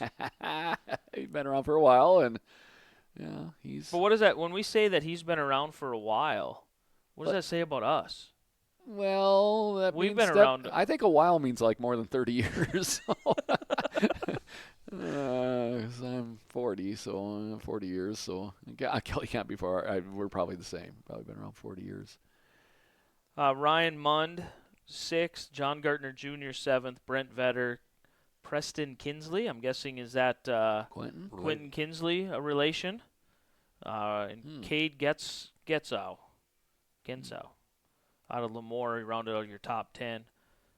Looking back in it, Carly Horner, Kelly's daughter, finished 15th. Mm-hmm. Chris Rangeloff made the trip over. He got 16th. He must have had some problems. He went minus 13 spots. So he had done well in his heat then. He'd started well. Mm-hmm. So, yeah, I think your son wants you to get in a race car. Ooh. Braxton? He's chiming in. He's chiming in. Craig needs to get in a race car. I don't know how he's chiming in. He's got to be thinking golf here. This racing stuff isn't normally his speed. The secret's out. What do you got cooking over there, Craig? You got a car? You got a car in the undercover? Or? Not at all. No, Oh. Just the Camaro stuff. Yeah, well, it's October. You got lots of time. I'd have hopped in that Jack McDonald rig and took it around that Jamestown Speedway. Yeah. And that Bob Simmers Camaro, boy, they're they're replicas. That's what they was look cooking. really cool. That was what was cooking in 77 to 82. Right. Those are neat. Midwest mods, some names that we'll know, we won't know. Mm-hmm. We'll run through these top 10. Kind of looking at it here. Lucas Rodin, the Nightmare, I think they call him. He picked up the win. He dabbles in IMCA modified stuff too. Modifieds was sold to streets a little bit. Yep. Mm-hmm. Aaron Michael, Justin Jones, who must have had a sport mod and a Midwest mod there. Yeah. Right. He was 3rd. Troy Nelson, Jared Klein, Aaron Byer, Ryan Ost, Tanner Tice out of New Rockford. Yeah. Travis Trout, Matthew Dukeshire. Matt Dukeshire is another one that he dabbles in the IMCA mod world, the number 68, that white number 68. Right. Dabbles back and Blue forth. numbers on it. Yep. Mm-hmm. A name, Kylan Vargason, is a kid that we got to know over in Devil's Lake. Young kid like Max, 16 years old. He was 11th. He went +8. So wow, that's pretty cool. Him and Max were in the trophy class together a few years ago over in Devil's Lake. So it's fun to see the growth of another young driver. Somewhat similar pass. Yep. Mm-hmm. Yep. And on the call, they were talking also that some WISSOTA A-Mod drivers were making the conversion of their cars to run with the IMCAs. When we get there, we can probably flag and see who's doing that. But is that a big deal? WISSOTA A-Mod. Having a combo car? Well, switching it back over to an IMCA. Mm-hmm. I don't know. It depends on how much you want to take advantage of the components. You know, the newer, the better. An A-Mod doesn't need a quick change, but it can have one. It doesn't need an aftermarket transmission, but it can have one. So, it'd be a 604 motor versus a 602. Tires got to come off. Swap the tires out. Yeah. I'm sorry. Yeah, against a WISSOTA type program. Yes. So. I don't know. I guess I didn't pay attention. I should have been more observant. I don't know if some of these guys did both with the same car. That I don't know. Yeah, I don't. Yeah. That could have just been a tire change deal, maybe a spoiler adjustment. Yeah. Interesting. I'm not sure about that. That I do not know. I don't know how to. Yeah, because how to some tell of that help other you on stuff that. would be right, but they probably got a spoiler on them. Huh? Yeah. Well, the Midwest that's mods. an interesting question. The Midwest mods, I don't think have a spoiler. They do not. Okay. So if you chose the open motor route in a Midwest mod, maybe that motor would fit into the IMCA mod. Yeah. So you would be able to make the tire change, and depending on whatever the rules are for the rear end, you might be able to make that switch pretty easily. Yeah. Because then you wouldn't have to mess with spoiler at that point. 'Cause Yeah. If you're an open you wouldn't motor. Even, you wouldn't even have a spoiler. So. Cole Slaybaugh, he made his Midwest Mod debut. I'm not sure if he purchased this car or not. Cole Slaybaugh is a Legend driver. legend driver, but before that, he was an outstanding basketball player for the Rugby Panthers that I covered with PSP Network. That's why I know that name. I was like, okay. I just wanted to put that little part in there. Cole well, Slaybaugh. that's good to know. Yeah. I'd seen that he'd been in a legend car. So. Yeah, just a name that we recognize from this side of state. Rugby has had some phenomenal basketball players, boys and girls. He's one of the best, one of the better ones that we've seen. so how does it feel, Dakota Speedway TV had the coverage on this? Does it feel good to step away from that and not have that on your mind? So thankful that they covered it so I could drive a race car. No distractions. It's kind of it's similar to last year. Barry Braun came and covered it last year, Race XR, and I told his crew, and I think I even sent Barry a text, thanks for coming to cover this so I can drive a race car. Because it would come to a point where I'd have to get out of the car. For a bigger race like that, I personally would have threw a little bit more cameras at it. We would have had some speed shots. We'd have done some different things, but they did a great job of covering Dakota Speedway TV. Jessup and them guys went over and They shared that the cold was fresh for them also. So yeah, I'm sure they were doing just what they needed to do. Hard to do extras. Jesse Long says he'd let Craig run his, but he says I made that mistake once before, Yeah. and a car got totaled.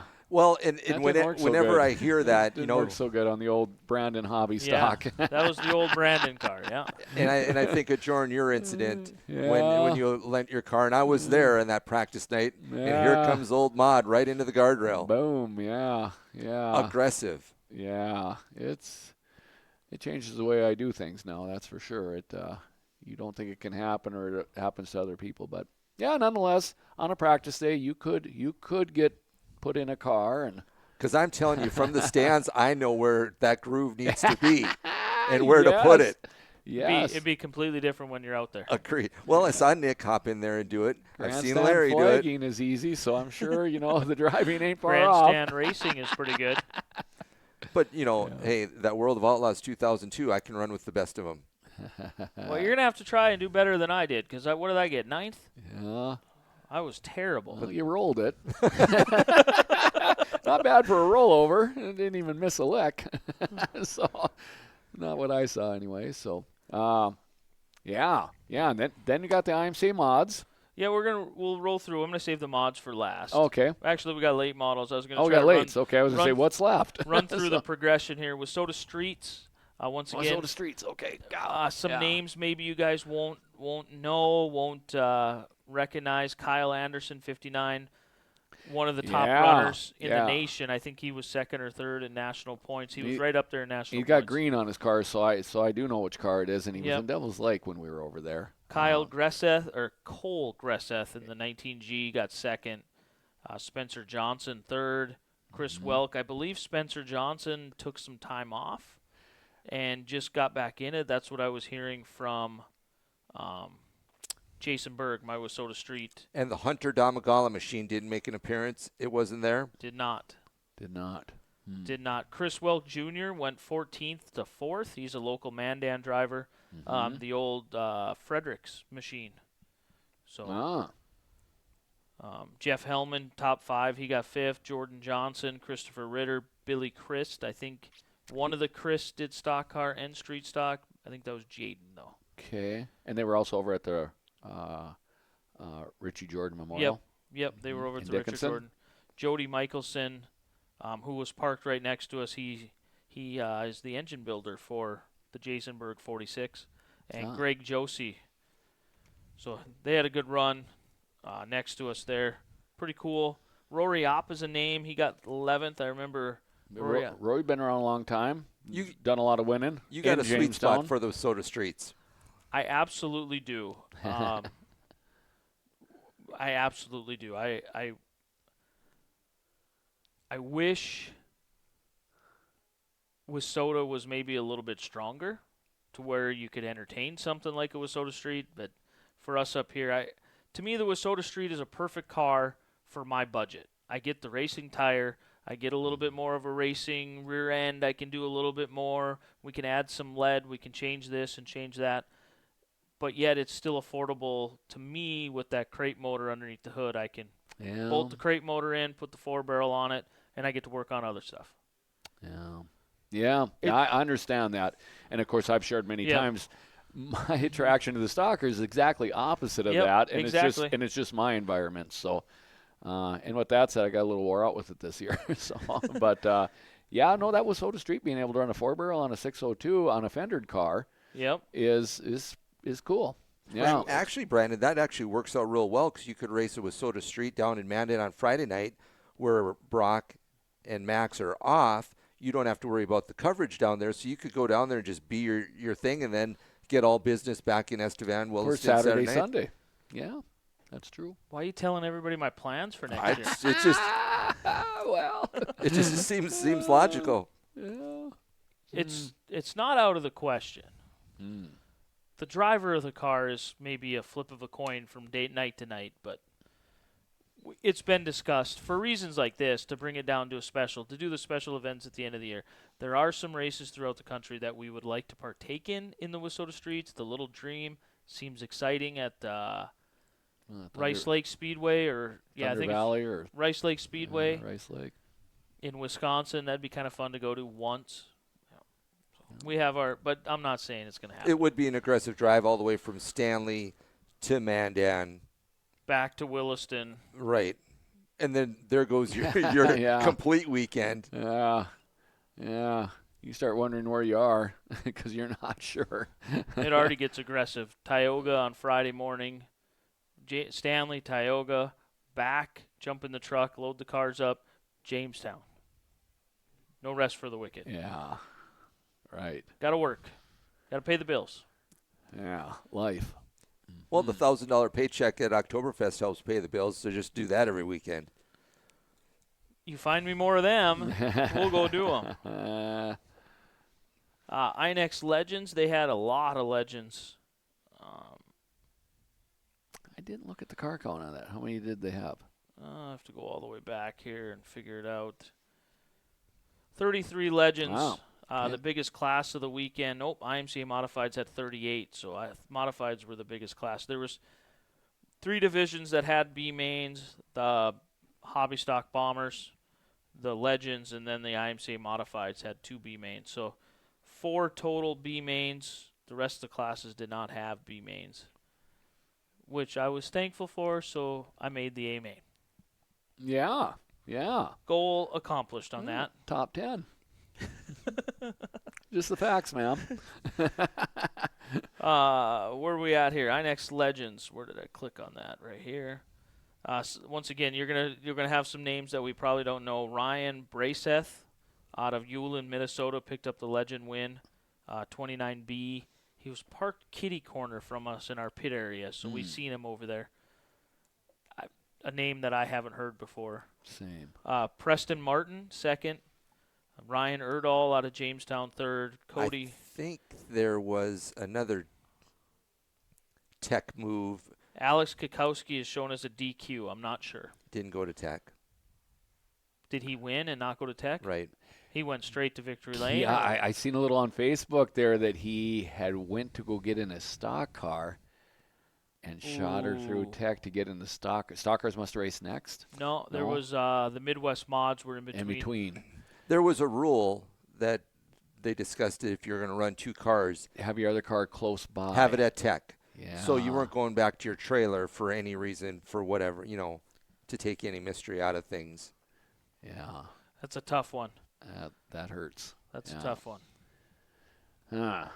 Cody Mackart. There would have been a class in between. Yeah, there was a class in between, so the rush didn't have to be there. Yeah. Although, maybe my hot sauce topic this week, I'll bring it up later, but it involves some of that stuff. Nate Keena, 5th. Josh Wiest, 6th. Another Wiest. Donovan Wiest. What's the other Wiest? 471. Austin Wiest. Yep, Donovan Austin. Josh Wiest. There's a lot of Wiests. Xander Compson, which is a son to the Compsons that race the stock cars, the 49s. Oh, okay. Dayton Olheiser, young kid. Ty Olson, Alex Broseth, and Braceth must have been the son, I'm guessing, of the guy that won, because they were parked right across from us. So, fun to see. I forgot to bring it up last week. Ivan Saylor, fun to see him around the track again. Had some health issues. Ah, He was in Mandan, and then he's been missing in action. Yes. Yep. I did not hear the health. Probably the guy that Scary. started it all. Yeah. Yep. He certainly worked hard at getting him going. That he did. A super, and I don't know what number car it was. Couldn't tell you. Super nasty rollover In the in Legends. the Legends. Wow. Going into turn 1. Was it on night 1 or night 2? I can't remember which night it was, but there was a rollover that made us all, and it happened right on the top of turn 1, and we were parked literally right off of turn 1. So we were standing there. I think it was in a B main. We looked over. We heard the wing, the rev limiter hitting because he was Tires on are off the ground. and it made probably 2 or 3 flips and landed on the backside of turn number 1. It was pretty aggressive. It was trying to think of who it was. It was a guy that raced over here in Minot. There was a rollover night 1 in the late model heats. Schill rolled over in Late model got upside down? 2. And it looked like a car just came and got under and just scooped right underneath them, and not intentionally, but they have those big noses. They got the wedgy front ends, so they get underneath them pretty easy. And you're lifting anyway, and just got the little help, and Over it went, huh? you don't see late models go over very often. No. You don't. They're pretty good at staying on the ground. They're wide and they're low to the ground. So Replay can be watched on Dakota Speedway TV. Once again, apologize. We're not showing the video. I didn't do my job. Just to give everybody a reminder, I didn't do my job and get permission. I'm not going to show video without permission. Yep. Dakota Speedway TV covered it. Replay there. What we're talking about, you can go back and watch. So, where were we at here on our list of Legend cars. Preston Martin getting second. second? So A name that we he's know. had a solid season and I was going to run it and a through. good Stampede race. Cole Slaybaugh did do double duty. He did run his Legend as well, along with Midwest Mod. He finished 20th. 20th. Okay. Yeah. Well, he got the racing bug bite, so welcome to the jungle. And I forgot on the Wissota streets there was a name way down at the bottom. Where did it go here? Maybe he didn't even 004. Hudson Hooker. Switched his IMCA hobby stock over to a Wissota street. I saw that, yes. Oh, I And didn't catch that. Ended up 18th. So a DNF in 18th. I forgot to bring that up. So the shout- conversion of the 5 car to the Wissota Street deal is legit. Possible. We were not going to change transmissions. Done story. You Have to have a power glide. you got to have an automatic. Have to have an automatic. We have a 3-speed in the 5 car. Not changing. Yeah. Golly. Yeah. Boy, 3-speed's the only way. If you can't put a Brin in it. We talked. It was talked about. The transmission is sitting out here in the garage with the torque converter. We just didn't have enough time in the week. It takes a full day and another day to make sure you think you done it right. Yeah. You got to get a shifter in there and all I think that. we have 2 classes left. 8 mods, late models. 8 mods and late models. What do you want to do first? Let's do lates. Late models, save the mods for last. Yeah. Late models, Tyler Peterson, TPO. Wow. Yeah. Not driving his car, was he? No. Driving a 33. Oh, okay. But he's a wheelman. Holy Boy, smokes. he's a wheelman, is right. Wow. Wow. I've only seen him in his own car, where did I see him at? Devil's Lake. He showed up. He come to Mandan. Oh, yeah. Underwood, rather. I'm sorry, Yep. Underwood. Yep. And just unloaded and went out and wheelmanned a heat race win. So, yeah. And then continued to go Mike fast. Gresseth So. in second, Ryan Mickelson, Rusty Coleman, Chase Gelling, Cole Schill went up 14 spots to finish 6th. Mitch Johnson made an appearance That there. was cool. Yeah.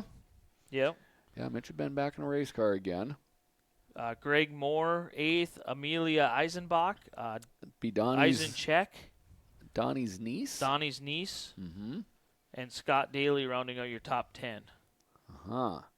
I didn't see a whole bunch of names that we have seen before over Didn't here. I see the junkyard dog out there? I'm pretty sure I Bob did. Moody Yeah. was 19th, finished or on a DNF, finished 19th. Ah.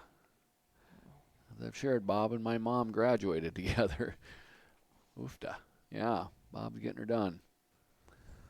That's exciting. Mike Grissett there. Yep. Is it his son or his brother, Cole, in the other class there? In Wissota Streets. Yeah. I think it's a son. I'm not 100% sure. Yeah. So Yeah. So, but yeah, TPO there. Holy cow. Wheelman is right. That's all I got, too. I mean, man. He won that Devil's Lake deal. The That hammer. was $5,000 to win. Yeah, Yeah, the and hammer. so ever since that, man, when I hear his name, he ain't ever let me down. He's Yeah. comes out there, bye. I think, I was speaking Dome Talk, but I think he's been down to St. Louis and yeah, a he few won- times. I think Did he win one? I think he down there? won the mods down there, I think, one year. I bet we could talk him into the marketplace build. Yeah. You got Dome experience. Make sure we do it right the first time. Yeah. Yeah, so Mike's been getting around Gressett there in the late model real well. Had him in Underwood before, and nice guy. Nice presentation. Mm-hmm. IMCA Modified's the final class of this program. I mean, I think they ran late models last down there, but Yeah. Travis Tooley drew the pole, started on the pole. Him and Pfeiffer. Him and the Fife Dog are on the front row there. Just as dominant as Slato was in his heat, Steven was checking out and gone. And so going into this one, I thought we were going to double it up. Pfeiffer's bringing it home. But Travis really was the El Dorado Shock Special. I mean, he was looking really, really good. And I guess he had that car all apart, put her back together for this event. Yeah, he was going to be done for the year, as far as I knew. Okay, interesting. I And know then nothing. with it being postponed, he was able to put it back together and Wow. come race it. And just as we talked about Gabe Deshaw's emotions in Victory Lane, Travis Gray, a great Victory Lane. Very, very, very emotional and made you feel very great for him that he got the job done. Certainly very exciting for him. I remember that he won the Gumke race this Yep. year too. So obviously he's got a program to get around Jamestown, and he's backed it up with Stampede. And I win. believe that is Casey Arneson's car, Oh, the one that Casey drove last. I knew it came out of their camp, the yeah. El Dorado camp, but I didn't know it was his car. Huh. Interesting. Yeah, Yeah. Steve Pfeiffer second, Jordan Sowers in third, Lucas Rodin. So that Jordan Sowers, he may be one of those that switched the car over from Wissota to IMCA. Because that name, Yeah. Yeah, Sauer. I know Travis Sauer that races with Soda, so I wonder if that isn't a something there. Yeah, I'm not. Lucas Rodin, I know maybe he had two cars, but he won the Midwest Mod, and now he shows up here as the Got a fourth fourth. place. Two different cars, same car. Couldn't tell you. Maybe somebody out there can help us. Zach Frederick, Dave Shipley, Logan Schmitz with a top 10. He went up 12 to finish 7th. Good run Wow. from him. Oh, John Nord, Alan Strong. Kent sighting. yeah. Yeah. I know they were down there. It was good to see him. Got to visit with him for a little bit. Yeah, just going through some stuff there for sure. Sometimes the racetrack is the best place to be when you're going through stuff like that. Yeah. I know from experience. Uh-huh. Josh Eberhardt rounds out your top 10. Some drivers from around here, Chris Tuchscher finished 14th. Wayne Johnson DNF'd in 20th. Colin Hibden DNF'd in 24th. And I didn't hear what the DNFs were from, so. I think Colin, it just something broke on him. Maybe he was going full speed and saw going into 3. She shut her down, and That was that. yep. So I haven't got a chance to share any time with Wayne since the event. Steven so- mentioned that he hadn't pulled the mod out from Motor Magic, and Slato convinced him to go down and race. So that just blows my mind. The car's just parked there, and here we go, baby. Yeah. Again, Steven's had, I think, a great summer. Again, as he's shared with all of us that he can't do it full time, but he certainly is is worth the price of admission when he's there. And I don't want to take anything away from Travis's victory because it's a Stampede win is awesome. But with Sladen winning that thing early on, I figured Steven just had the extra, the extra little kick to make it a father-son duo. Karen, I have a task for you. So I know you have a whole bunch of tasks. You're working with us on the Dome Talk. You need to call My Race Pass. They have a wrong Stephen Pfeiffer in there with 2 Fs, so it screws up Stephen's stats. Oh, is it bouncing back and forth? Well, this Stephen Pfeiffer here has only raced once in 2023. Oh. And then that Stephen Pfeiffer with 2 Fs also raced in Jamestown in 2021. So the Pfeiffer with 2, so there's a incognito Pfeiffer, and then there's the real Pfeiffer. Got a ghost, and we got Steven. Quick call to My Race Pass, they'll merge them. Because I clicked on it for the yearly stats, and it didn't show me anything. Well, he was throwing the coals to it as hard as he could because I'm sure he wanted the same. And he can throw the coals to it. So, again, you're sharing. Again, I've seen no video. I've talked to nobody. But was he in strike zone at all? Or was Travis just nailed down and going? Or they were step for step. I mean, if Travis pushes, there was 1 or 2 car lengths probably between them. It was right there. I mean, it was good racing. No scrapes or battle wounds? Nope. There's nothing like that. It was clean racing. Well, all I can say it's good to have your name be Travis. Yep. Yep. So, and this weekend it was Travis Tooley. So, Yeah, Travis Hagen was enjoying the Vikings' loss. Well, I think we predicted that. I think we did, didn't we? Yeah. My oldest was down there too, and trying to get a Taylor Swift sighting. Huh? She was. Did you see that? Or I didn't know. I didn't see it. The chatter is she's let me know if be, you see her. Like, I'm not watching. She's supposed to be. The Chiefs are playing the Broncos tonight. Oh. And Oh, apparently we should have she's it on. in attendance. If it's in Arrowhead or if it's in Who gives a Denver. rat's butt? The whole world. We talk cares. about Taylor Swift and 2 viewers go away. Well, wait till the Swifties find out we're talking about her. We're gonna blow up. Yeah. We're gonna go viral. Yeah. So. Great weekend at the Stampede. Finish out the year, kind of a bittersweet when we pulled out of there Sunday morning. Bittersweet to say the season was over. Blow the lights out on another season. It kind of went fast. It was Breckel was signing off, and I'm like, keep talking, dude. Keep talking. Just start talking. It's going to get cold, and white stuff's going to fall out of the sky here at the end of this. It's going to be the next thing we look forward to. But, nonetheless, in reflection, they had rescheduled this deal from 2 weeks ago. I'd shared before the show. I think it probably costed them some cars, but nonetheless, they still had a great turnout. I think it was probably all the things it was supposed to be as far as being profitable and stuff like that. I'm glad they got it in, and I am glad they waited for the 2 weeks to get it all in the right way. I'm glad it was warm on the second day for you guys that tolerated it, and we never can beat weather. We can only adjust for it, and they did. And like you say, it'd be the last event of the season in North Dakota. So, again, excited for Sladen's win. Still, the West wasn't. We didn't have a lot of people from the West, but I think the guys that were from the West probably had a good time. Came home with a car in one piece. That's a good deal. So, do you have the CNN breaking news in your mind? That little sound they say when there's breaking. Oh, you news? got some meat, huh? Yeah, but do you know what it sounds like? I don't even know what it sounds like either. Jordan, give us something. I don't know. Breaking news. Keith Maddox just posted, just put a comment. He says he'll post this right here. Maddox Racing will be retired now. Slingshot is sold. Toter is sold. Trailer. Slingshot is sold, huh? Yeah, maybe aged out. sold. Stock car could be staying close to this area of the state. So. I've been hearing that all summer. Again, guys like Wayne, I mean, you guys have been a big part of this here for a good decade here now, at least, probably more. But it's not good that the Maddoxes are leaving. Too. Yeah. Finally got them back this year after maybe a year hiatus or. Yeah, they say racing's very demanding, and it's hard to fit it in a regular person's life. I get it. So, but In the words of Brad King, tons of fun. Brad King. Not us, Brad. Brad King, the squirrel.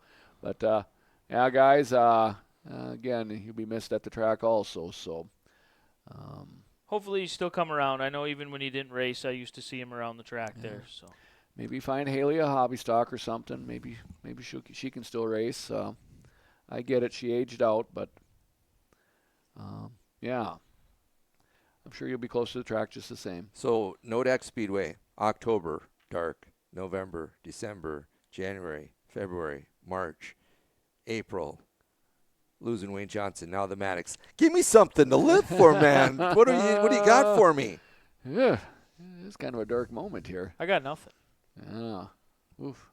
I'm going to crank them lights up in May, and we're going to go racing. Yeah. Yep. Yeah. And we're going to remember those that are gone, but we're going to race with ones that are there. Yeah. No, I mean, it's no disrespect for the ones that leave. You know, it's just one of them deals. When the moment comes where you got to flip the lights on, when you go through, I hate bringing it up, when you go through death, like losing my mom, you have to somehow, life goes on. It's the most heart-wrenching thing in the world. This world isn't going to stop. You know, we're going to miss Wayne. We're going to miss the Maddoxes. We're going to miss everybody that isn't there. It's not going to be the same place. But we're going to crank up the lights. We're going to hit the green flag. We're going to hit the green switch, and we're going to go racing in May. And break ground. Yep, and break ground on the dome. Yeah. So we don't have these dark days in the winter. Yep, we can keep this going all year long. Because we don't stress people out enough. No winter depression. Yeah. Mm-hmm. But the world just keeps on going, and new drivers develop. there's Slingshot drivers talk move about up. Yeah, Slingshot Schroeder has Sage a hobby is moving stock. up, so yeah, there they was another announced one. that. Storbakken picked up okay. a hobby stock. Picked up the Taylor Heaton car. Okay. Taylor okay. Heaton 11H car. Who's he got hopping in that? I'm not. Does he have another son? I'm not sure. Caleb been messing around in a stock car. Maybe going to do a hobby. What did you say? 11H. That Heaton? Taylor Heaton out of Baker, Montana. Right, the one that was running you Running down. Hilton Dickinson. Yep. He sold that car. Yep, to Storbakken. Oh. It had a for sale sign on it in Wow. in Mandan. Good purchase, for sale. Storbakken. Yeah. Well, I heard there's another hobby stock. Maybe I don't know. I think Robinson is selling his 13. Jacob Robinson. I didn't see a lot of him this year. Did we see Nope, any he's of him? been working up in Alaska. Oh, Prudhoe Like Bay month deal? on, month off type thing, and his month off or his weeks off ended up being over fair break, or he didn't get to race very much. I followed him to Underwood the night. Yep. I think the fair race. Okay. Yeah. Yeah. He had a schedule where he was either 2 weeks on, 2 weeks off, or month on, month off. He had a weird schedule. Again, life happens, so got to keep the lights on at home for sure. Heard that might be sold, staying close over in Williston for another driver over there. Williston might add quite a few hobby stocks, which would be good because yeah, and just a few years ago they were short on hobbies, Yeah, so they were on doing local hobbies. So 5 or 6 cars sometimes if they didn't get a bunch of travelers. So. again, they talked about some sport mod. Some slingshot kids aging out. So, maybe some more hobby stock stuff there showing up. So, Should we do our last upcoming schedule? What do we got for that? well, We're just banquet season. Banquet season. We'll just Yeah. run through the banquets that we know of. I've only know of 2 so far, which include 3 tracks. So, Yeah. I don't know when Williston So is. you got speeches for both banquets to accept your championship in Williston and then your Hall of Fame in Nodak. Yeah. Well, I need to That's get gonna be- those. I that's need gonna to be get those difficult. cooking. That's going to be difficult for you, Noah. I know you're. Ah. Well, What do I I say? don't bring any notes here, so it'll be uncharted territory. I'll You're have just to write gonna some wing notes. Well, I might. I learned from the best because I'll just wing it as well. I do better in a discussion than I do just talking straight, but you never know. Yeah. So you're saying if we put 2 microphones up there, I stand on one side, you the other you side. just ask a few questions. Yeah, we'll keep it going. How long do you want it to go for? There they are, Jeff and Justin.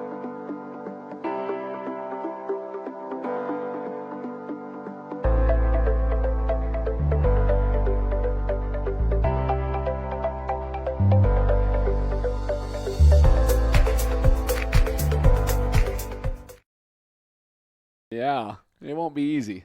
So, There'll be a corn feed at Nodak, courtesy of the Jordan Farm. What did I do here? uh-oh. Oh, we got problems. We got problems. We're back to the intro. Let's get it off there. Now we're back.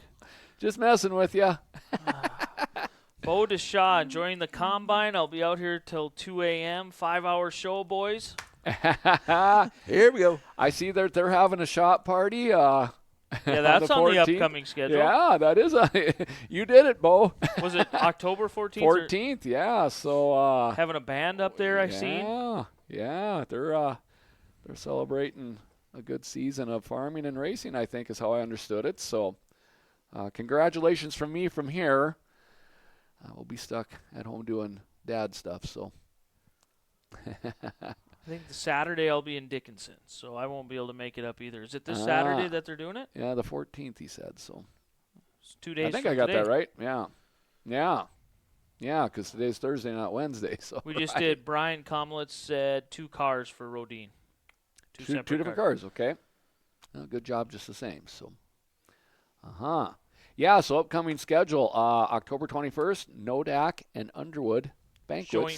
Joint banquets. And I got Nodak has invited us for a handful of years now, and we appreciate that there. So we will. Just makes sense. Yeah, it does. I mean, we get our cars from here, and we know that. For the most part, and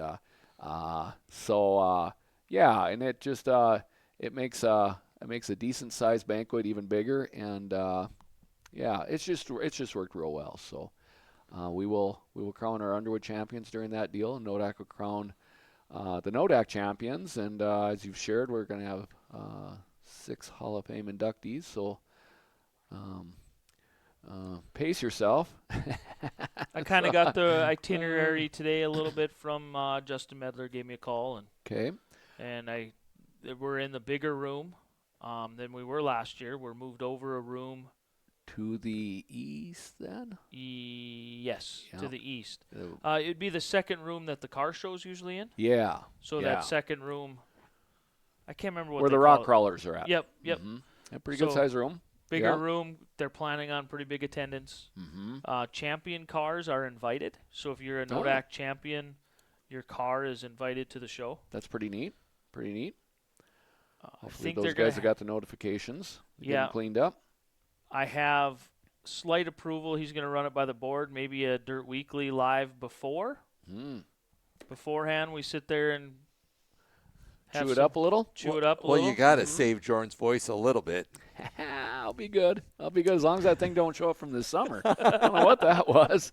That was a setback, to say the least. I can only assume there'll be auction items, silent auction items, things like that. Live auction.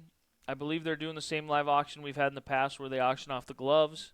You know, you buy a pair of gloves and there's a prize inside the glove. Okay. $1,000 cash or $500 value. I think they got some gift cards from you guys. Okay.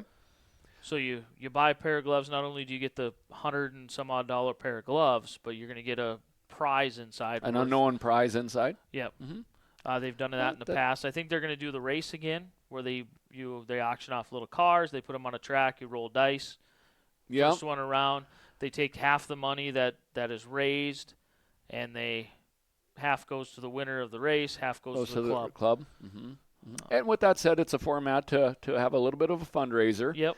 And I've participated in the big dice race. I didn't win it.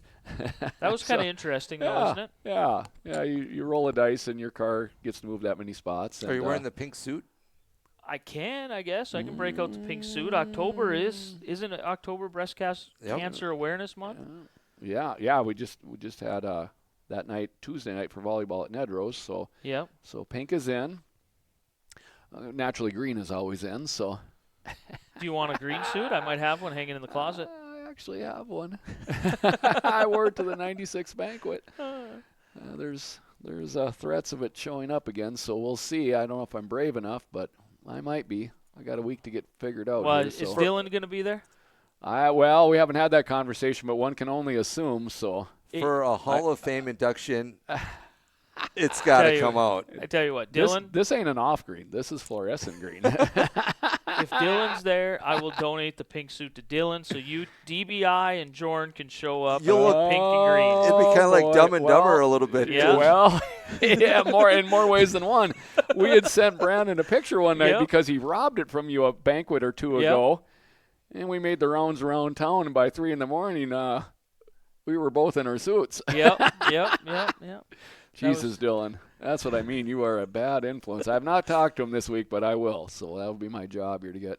Hopefully, he isn't working, and if he is, he'll have to get the time off. So, no, we got to get DVI in the house. He's always a fun target. So, my family's coming. My mom and dad will be there, of course, but Tina and the girls are coming. I'm being warned. So, We're gonna have everybody there. shout out to Jed. Jed, I haven't gave you a phone call yet, but of course I'm inviting you and your family because He just commented, so he's still watching. okay, yeah, I mean, yeah. he said, well, "Oh my gosh, that is not right." I'm guessing he was talking about your suit. You and Dylan. Yeah, well, you know what they say. You got to be there to see it. So, so again, Jed, inviting you and Tanya and the kids. So, we got to get our reservations put in here pretty soon. So, and Travis, again, Jed's listening, and we can't go a show without promoting mod lights. We just can't. so we need to add dome talk with mod lights. And then mod lights, yeah. So I'm going to just shoot from the cuff here as the board guy that I have been. We need to find 6 of these things, and we'll make a presentation in Underwood. I'm gonna stick my neck out that far. Tell me about And, these. Mod lights. They're like a legend car, but they have a modified body on them, but they have a quick change in them. You can change gears. A motorcycle motor car. IMCA sanctions them. What Dakota Speedway? I went down for their car show at the beginning of the season. They had a little modified that they were racing. Is That might be. I see that Alex Thompson was trying to get some up here for Oktoberfest. He had a Facebook post for a little while, and I never did follow up to see if he had gotten any traction on that. Obviously, he didn't because they weren't there. But again, but these are for big guys, well, they're for us, yeah. right? Okay, so I don't think that's what Dakota It's not Speed- an age. It's not an age limited deal like a slingshot, and it's more of an A mod looking body, albeit a 5A scale deal. So it's the motorcycle type motor car, but unlike the legend cars that don't have a quick change, these do. So these are like A mods that are 5A scale with a motorcycle motor in them. They're fast. They wheelie. They got the same suspension, albeit scaled down.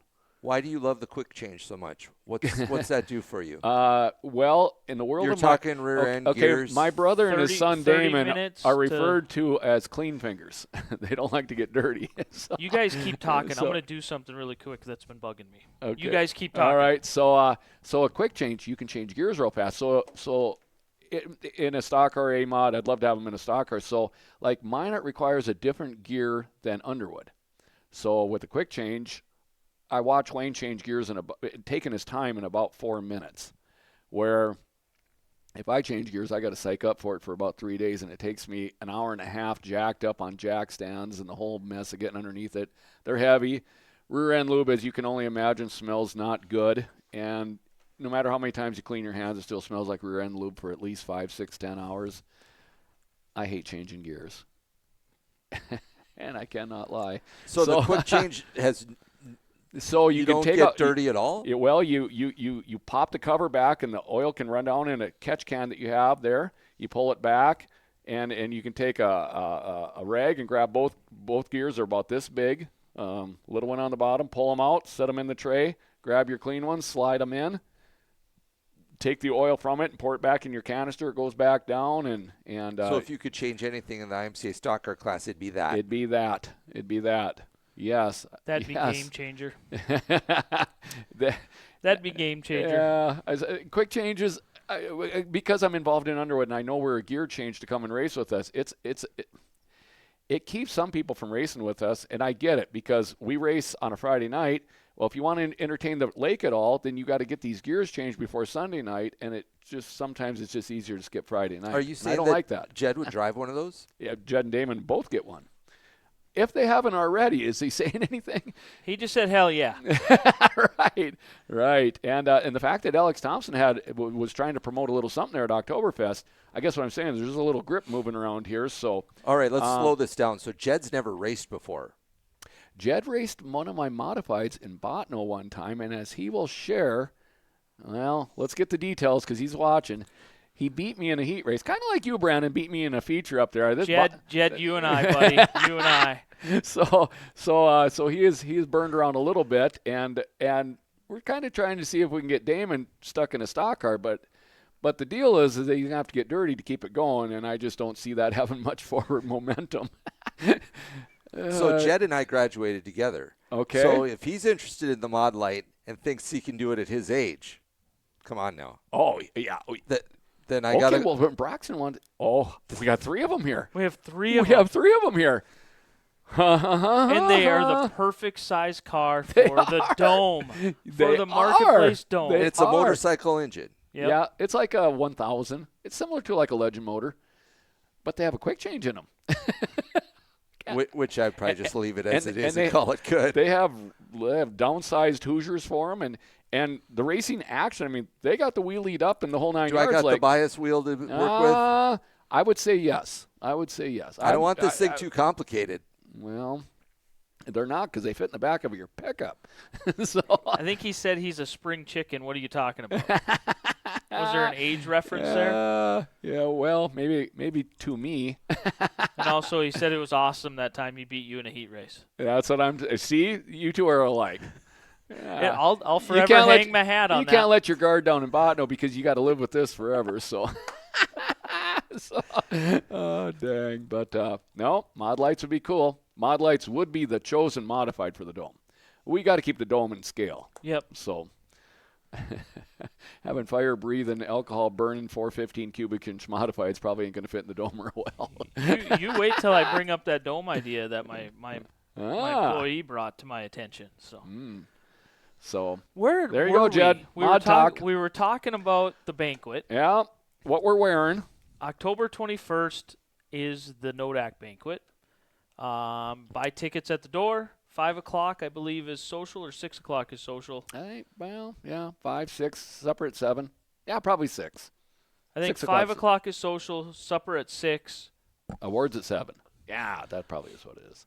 So again, we're piggybacking with Underwood, so McLean County will be there. Yes, so that is the 21st. That's not this Saturday, but next Saturday. Yep. So if the championship cars are there and you got the keys to the track, there could be a possibility of flipping the lights on. And I'm telling you, the weather looks like it's going to be like 65 degrees. It's might 63 on Friday. We might as well race and have the banquet that night. Yeah. You want me to call it State Fair? Maybe the Hall of Fame I don't know what else would get in the way. is on the stage. Yeah. Yeah, I still got water in one of the stock cars. We can just drop her off the stands and go. So yeah, I'm ready. The 28th, I believe, is Mandan's banquet. 28th is Mandan's banquet. Yep. Excited for my friend Mark. Won the A-Mods. We should go down and help him celebrate that. I don't have a problem. Maybe we'll bring the old Dirt Weekly down there. We'll bring the Dirt Weekly down there. I would be interested in that. Would you? Seriously, yeah. I haven't been to a Mandan banquet for a number of years, and believe me, I've been to a few. I can't remember how I got home, so it'd be nice to go down both directions, knowing how I got there and how I got home. If we don't pick up Dylan on the way. And if you can't make it, maybe we'll throw Dylan into the side seat here. Oh there you boy! Oh boy! Yeah. There's a Williston. I don't know if he's rated G or not. He will for this show. Okay. He will for Just this. picking on you, Dilly. I haven't seen you for a while. I got to talk to you. We got to get you tuned up for the 21st. Yeah. There's a Williston banquet. I believe it's in November. Okay, well, let's not go too far because on the 4th is Estevan. Estevan is the 4th. Estevan on the 4th. So. Estevan is November 4th. Yep. You'll be making the trip up there? Yeah, T and I are going up. Communicated with Adam. I think Adam's coming with. So the 3 of us will be going up, and there's room for 1 or 2 or 3 more. So you got the awards show tour going on. We do. So yeah, Adam wanted to split a table. I said, yeah, let's just get together and we'll fit you in. So yeah. So sounded like he was going to go by himself. So that's kind of what we're thinking here in the last couple of days. We're going to ride together and come home together. We got to make something out of Sunday. I had Or zero. not what we used to think we were. I had zero intentions of doing any other banquets, but Nodak. But You're missing the Dickinson that one. You might's got to plan changed. that one in there. Oh, when's Dickinson? I'm not. I don't know. No. I haven't seen anything. I out didn't there. see nothing on Dickinson. I haven't seen nothing on Williston. But typically it would be if the 4th is Estevan, then 7 days. The 11th or the 18th, I'm guessing, would be Williston. Yep. One or the other. Because after that is the IMCA one. Yep. That'll be the Thanksgiving Saturday. It could be after that, but No, I think it's. it That's, could be the 11th or the 18th, I'm guessing. So Yeah, maybe the 11th. I don't know. I've Mm. heard. I haven't got official word, but I heard. everybody needs a break. I get it. Yeah. So we're on it. So, So that's the yes. upcoming schedule is the banquet tour. banquet tour. Keith Maddox said the 11th, the last he heard. The 11th, So- the last you heard. Thank you, Keith. And I'm going by just word of mouth. There's been no public announcement or anything yet. So And then you're getting rubbing up on the duel in the desert. well, usually, Yeah, that'd be about the 11th. yeah, Duel in the Desert's right in there. I think we've watched Duel in the Desert at some of the banquets. We have it on the big screen or what was I going to go with? Scheduling meeting. I guess we can maybe Yeah. tentatively do that. Thanksgiving weekend again. I know that was a The topic. powers that be at these banquets we need to touch on that because I think we did that first week in December. We did it think. Thanksgiving Sunday. Thanksgiving Sunday. Okay. Yeah. Yeah. Well, So we'll that's starting to show up here in the tunnel here. So yeah, it's getting so- close, getting close. Yeah, with that said, shout out to the tracks that participated in that last year, which it sounded like Brad wanted to be a part of that maybe this year. And I know John Gartner's talking about doing something on his deal too, but I'd like to see just us tracks that did it last year because this 95% of us just operate in this little cocoon up here. So It was just focused on us in the west, northwest, or west. to not be on top of each other and whatnot. And And it made it great for the scheduling for the summer, but it also made it a long summer of trying to keep up with all them tracks. yeah, well, we wanted to make sure Marcus had enough races to go to, and we did. Marcus down in Beatrice, him Yep. and Brenner went down to Beatrice. So Was it Brenner or I seen a black car in there? Was the 82 going along with or not? Oh, I thought Tyson was just there to help load. But I don't know. I seen a in Marcus is still racing. Yep, they went to Beatrice for this week of the fall show in Beatrice. So, and Brenner hopped in with. Did the Tornado get in there too? I think he was there just sending them off.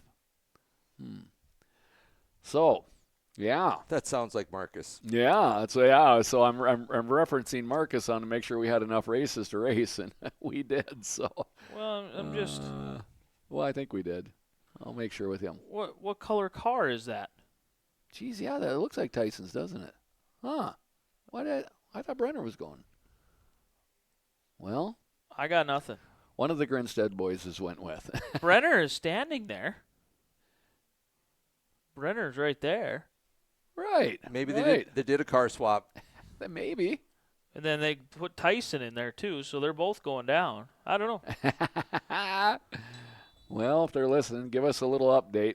I thought I knew what I was talking about, and here I am wondering what I'm talking about. So, whoops. So we got that going on. But yeah, again, shout out to the tracks. Apparently last year on Thanksgiving Sunday we got together, and that would be nice again. I'm going to throw that out there right now. Before the weather's ugly, terrible, and all that, we met at your office. I thought that was a good spot to meet, and I will be asking those questions as we do the banquet tour. You should be with, just in case. Yeah, we'll get everybody there. I'm Uh-huh. only there to facilitate. Yeah. But That the looked like a middle nice ground spot. is Stanley, and it's Yeah. a big office. Between big, the nice three big office. tracks, that makes sense to me. And Botno and Underwood had participated, and Yep. we're just fine with that. So it's not like Brad may want to participate, and that'll have to be center for him too. So And the casino is on his way up there. right. So That's the schedule. So banquet season is upon us. mhm. The future show. We'll probably hit one next week, I'm hoping, for this. One last little primer before the Minot banquet. I can report if Dylan's going to make it or not.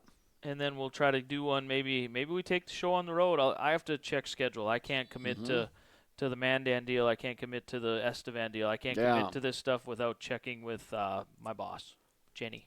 The powers that be. The powers that be. I get it. So, Yeah. Well, the same. But like I say, I wouldn't mind checking in on a little Mandan deal. Yeah. And maybe hit that St. Louis, dome race so we see what we're dealing with. Yeah. I think that's first week in December. We should collectively go down there just to make sure we know what we're doing here. So, Marcus and Dylan have been down there before. Yeah, it's maybe a good time. So go down, take some videos and pictures. Yeah, a work trip. Yeah. Tax write-off. Yeah. Stu's been down there. Robbie's been down there. Yeah. A lot of people have been down there, but we haven't. So. Schedule's done. Fear the Rear moment of the weekend. I'm going to give it to Gabe. He feared the rear both classes, won the stock cars, beat Sean Strand, probably one of his idols. I mean, if you think about it, growing up, and then third in the sport mod. That's where I'm going with my fear of the rear. Yeah, I'm going to call it a breakthrough moment for him because Sean is solid and he's the guard. Yep. And he got through it, so he is on his way to the next big things. Do you have one? I do, man. I gotta. I can tell you're going to take mine. Yeah. You're going to take mine. Well, then let's do it together. Okay. Oh, you start. I'll make sure. Wounded Wing. Yes. Yes. Yes. We're in this together, Sladen. Time We're in off. this together. His dad wants to work on the farm, and he says, "Load it up, man. We're going." And Slado. Yes. We're doing this together, Sladen. Salute to you, my little friend. absolutely. You had a tough summer, and you wrapped it up with a Stampede victory. God dang it, I'm happy for you. I am so happy for you. I'm Fear happy the for rear your slate. Oh, fear I'm happy for your big time. parents. I'm happy for your grandma. I'm happy for your sister. I'm happy for everybody in your life because I'm darn excited for you. I am. At that age, to have a Stampede win is so cool.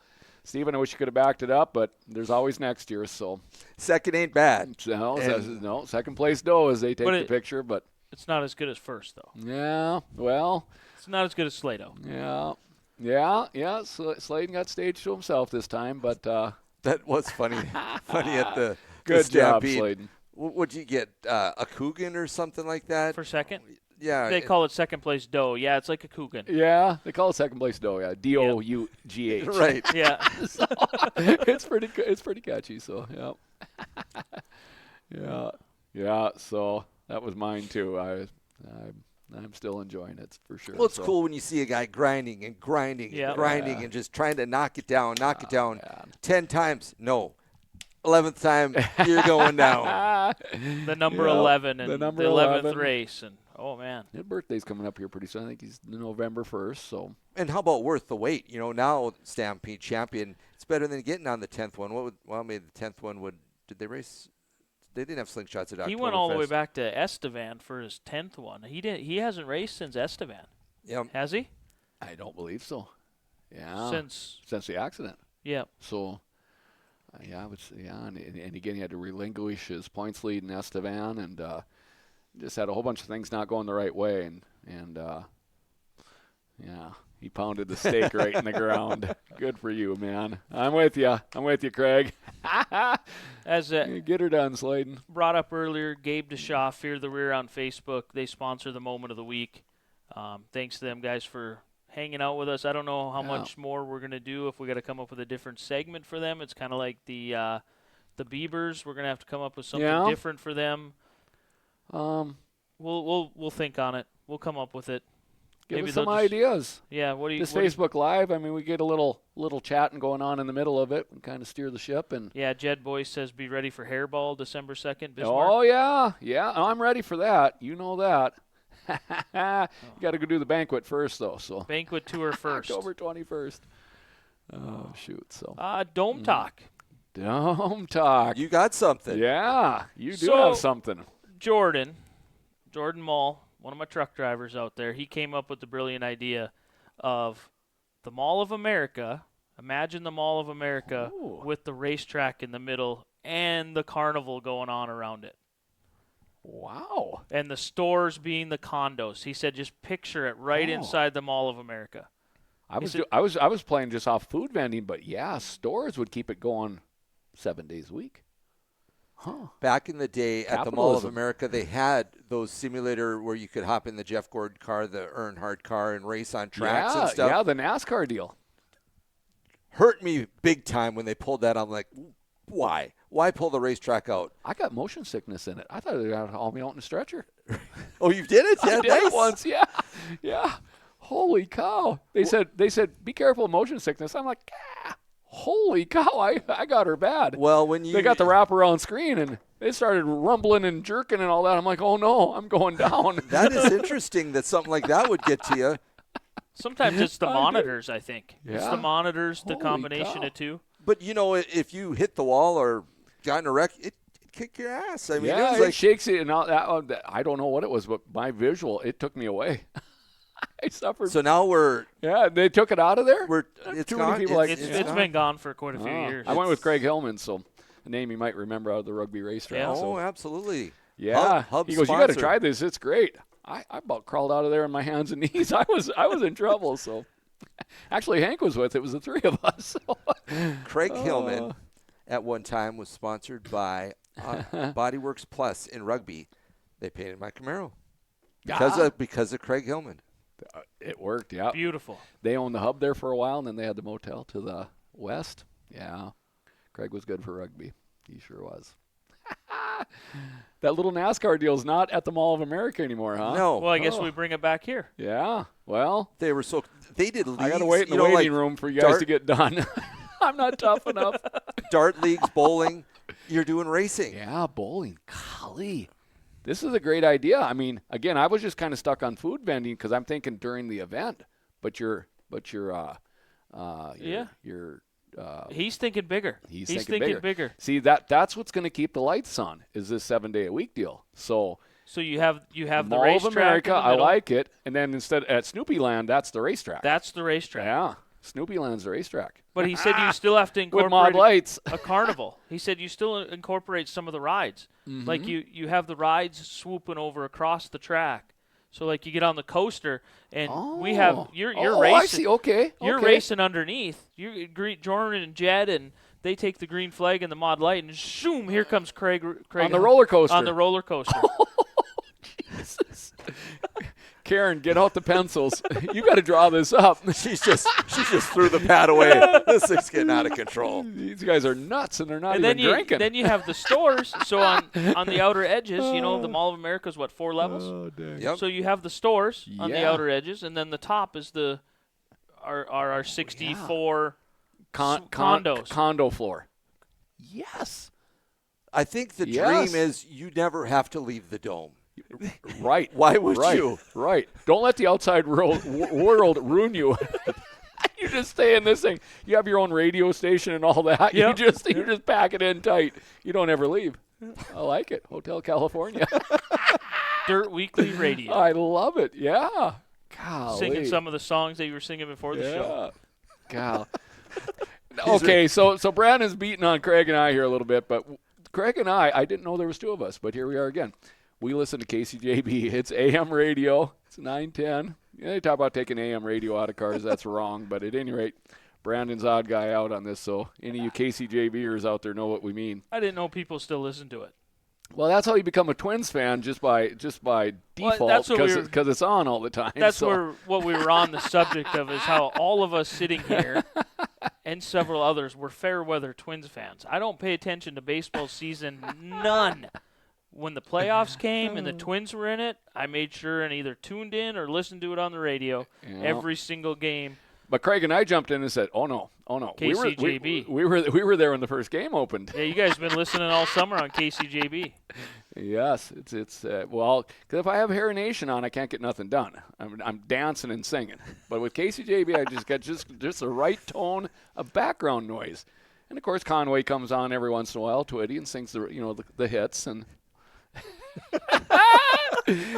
Craig knows what I'm talking about, and You maybe should a have few heard other him. of you know should what have I'm heard talking him about. Before the show, I should have pushed Yeah. record because these guys were yeah. singing to one We were- another we before were the show. karaokeing it. You're trying to bait us into it. I'm trying to get it going If here. you haven't taken a walk on the wild side lately, 9:10 a.m. Tread lightly. Report to me at the banquet. Oh, dang. They didn't. He wants some of your Conway. Yeah, well, Not gonna happen, huh? not this dry. Dang. Oh, So the yeah. dome is growing. Tight fitting jeans, baby. There's a lot of people talking about the dome. There's a lot of people. Yeah, there is. The dome's taken off. I don't know if we can reel this back in. I don't know that we want to. Well, But especially I like the Mall of America. Some stores. Some Yeah. similarities to that and the stores and the. Yeah. Ooh. Because we need funding Yep. to keep the Yep. heat well, going. especially when you're thinking about 9 months of the Yeah, the Craig was playground being Craig dark. was just counting off. May was, what was it, 8 months away? 7 months away? Well, we've Holy already. cow. Nodak's already been dark for a month and a half. Right. We're at right. the 12th or month and change, 5 I weeks. guess. Yeah. Yeah. Mm-hmm. Ooh. Yeah. So, It doesn't have to be dark. It doesn't have to be. not in the dome. No. Like, and then what would be cool is like you got. I'm just brainstorming here. So at the Vikings game, they blow the horn, or some of these sporting events, they Yeah. beat the drum and they do all this stuff. So we have an honorary flipping of the lights. Yeah. The lights come on. Like a rock show. The township, The Freedom Township. Freedom Township. Well, whoever the lead is, whoever the what is it called? What are they? I don't know. Not the CEO, mayor. um, Whatever. We'll have him do the honorary first Yeah. light switch. And let's boom. get ready to rumble. Yeah. Nick will have the music going. Exactly. Ooh. I like your friends. Yeah. We're Yeah, gonna, that Snoopy Land burning around at the racetrack. Wow. We need a legendary racer there. Maybe it's DW. Say boogity boogity boogie boys. Yeah. Lights on. Yeah. Bring Junior up. That's Junior's This our will be so cool. They'll have to come and see it. Junior They is they will. our They Taylor will. Swift. Would you agree? Dale Yeah. Jr. Yeah. My goodness, he'd Yeah. fill that place. Yeah. Dale Jr.'s coming up here. He wants to see what the 5th mile looks like with Snoopy Land going through it. I just want to. Jed Damon, warm up the mod lights. Let's have a little hot lap here. I listen to the Dale Jr. download a lot, and I'm hoping one time he mentions the Dirt Weekly Well, and the Dome. Someday. yeah. Someday. Nothing's impossible. No. I see. We get like 1,000 people that watch this deal. So God nobody's bless them. offended. They have nothing better to do than watch Golly. this. They took soaps off TV, so maybe this is the replacement. So, yeah. Or at least Days of Our Lives ain't on no more over the noon hour. So I don't know where it went, but Never watched any of that stuff. it's not on KCJV either. That's an '80s thing again too. You know, that's what you did. Lunch break, go home, watch Days. yeah. It's not on KCJV either. We have kind of a soap opera out at work. We call it As the Wheel Turns Oh. out in the oil field. Yeah, it's the wheel turns. Well, back in the Dakota Mods, we had the wheel of misfortune. You lose your carburetor. That was stock car days, too. Was it in that too? Yeah. Well, that was interesting. Hot sauce topic. Are we ready for that? Hottie sauce. You got that too, huh? I have one, and it's such a minute little thing, and people are going to look at me, and they're going to criticize me when I say this, but it's a little pet peeve of mine, and it came like full in front of me in Jamestown this weekend. Guys going to the lineup area and getting in the way 4, 5, 6 races before their race. Stay the hell out of the way.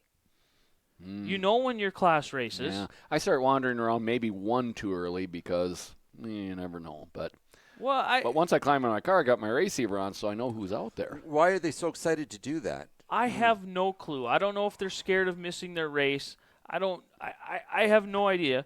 So I'm in heat number 1 of the stock cars, and I come around the corner and I start tailback, and we're all kind of jumbled up there, and I'm like, what in the hell is going on here? Am I in the right line? Yeah, that's the car I start behind. Yeah, that one's in my heat. Okay. So we go to start pulling out on the track, and lo and behold, there's a damn Wissota Street parked there, right in the way, helmet on, everything ready to go. They're 6 races away. You got 2 or 3 classes in between yet? Yeah. I Well, didn't know what was going on. Isn't there anybody to keep kind of controlling that? Well, kinda. They have a lady there.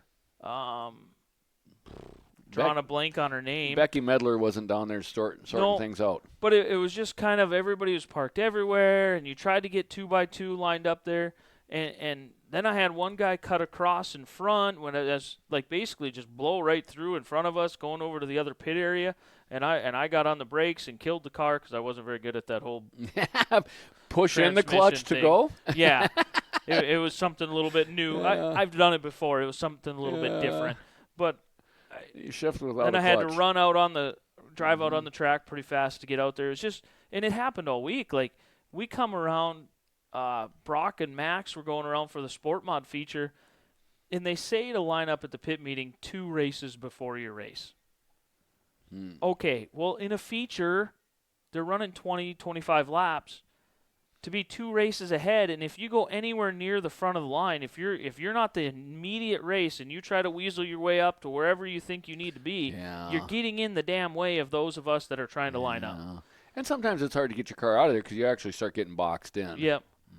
So it's just it's honestly, people are gonna go, Brandon, you're a goddamn baby. Who gives a shit? I said shit. My apologies. Said it twice. But I know Glenn sometimes when if somebody gets up there too early, Glenn in Williston gets off. He'll push you. I go, no, don't get up in here yet because that's a narrow entrance to get on there.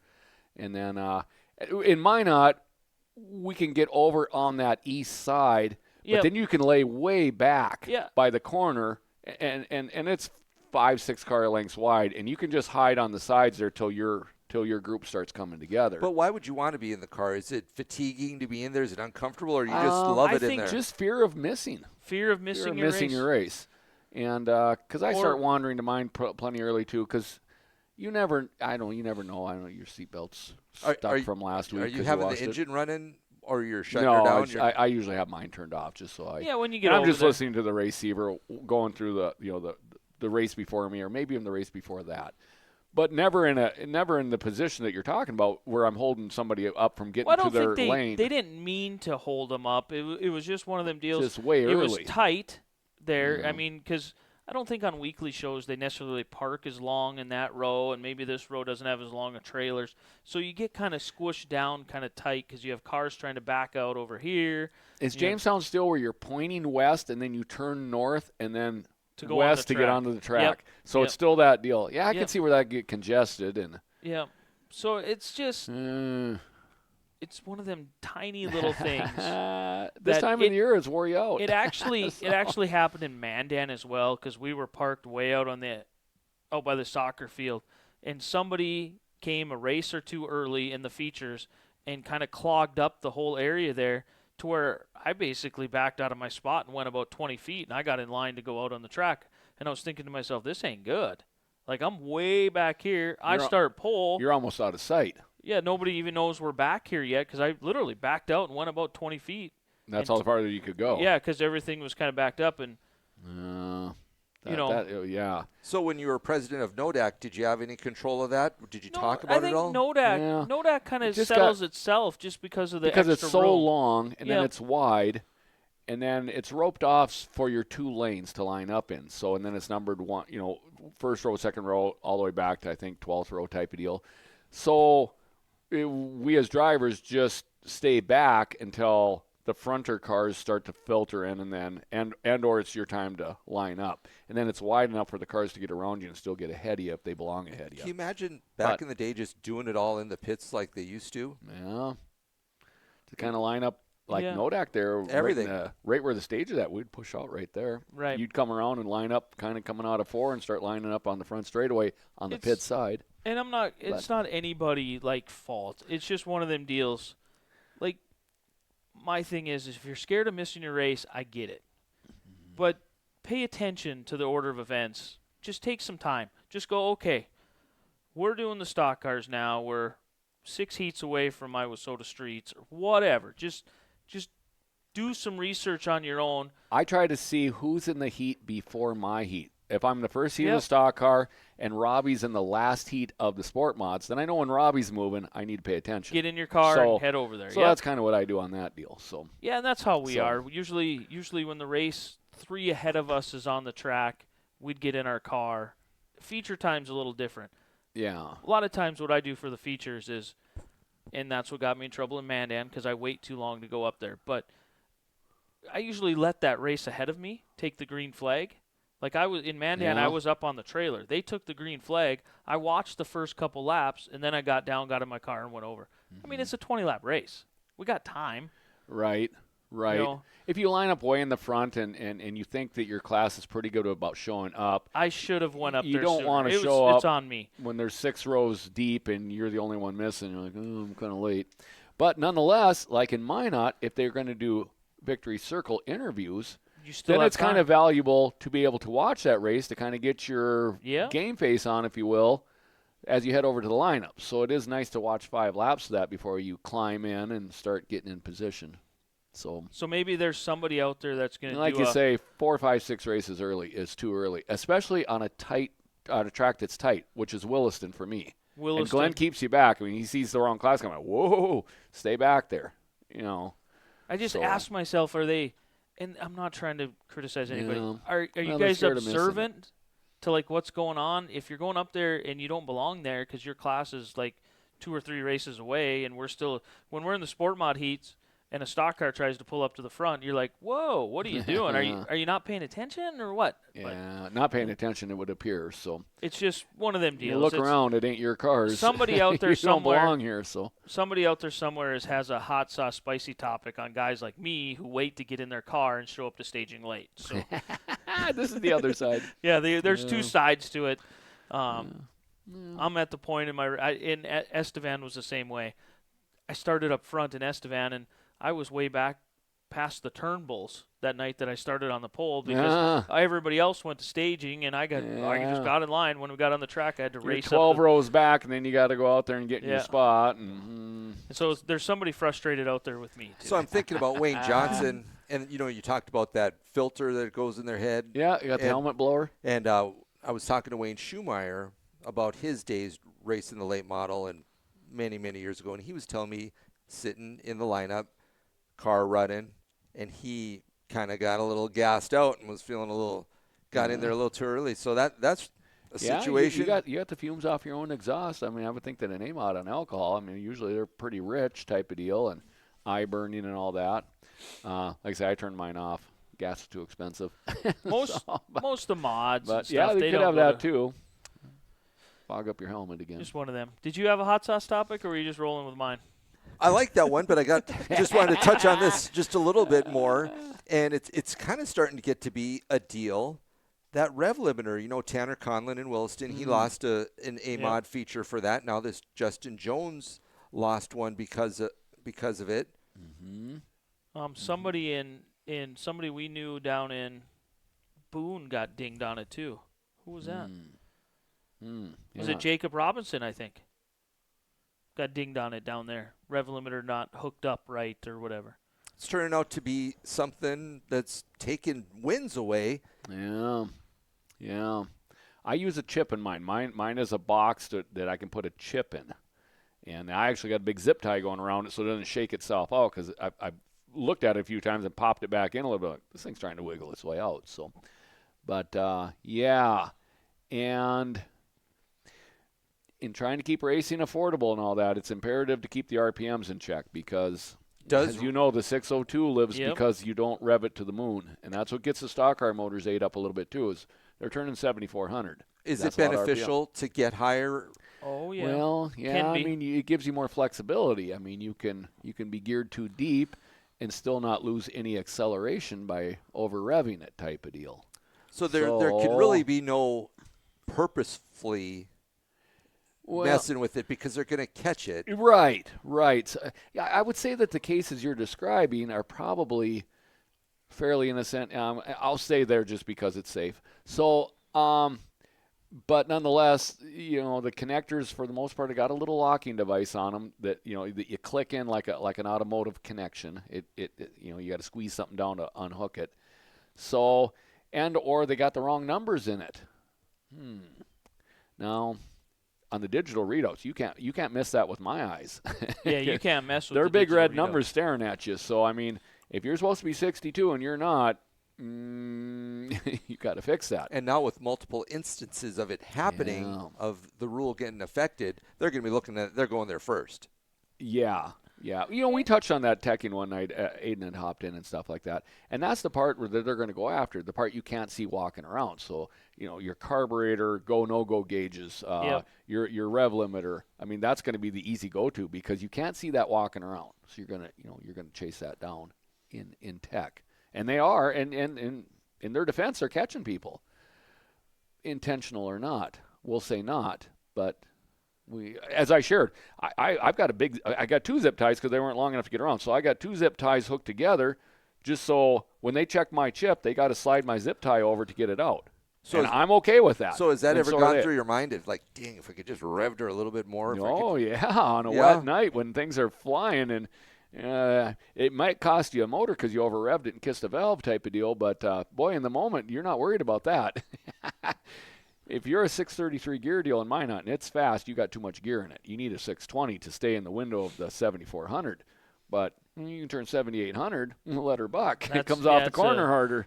So it's one of them deals. So like in Mandan in the hobby stocks, the 5-car, I was hitting the chip at the flag stand on the front straightaway, just all the way into the corner.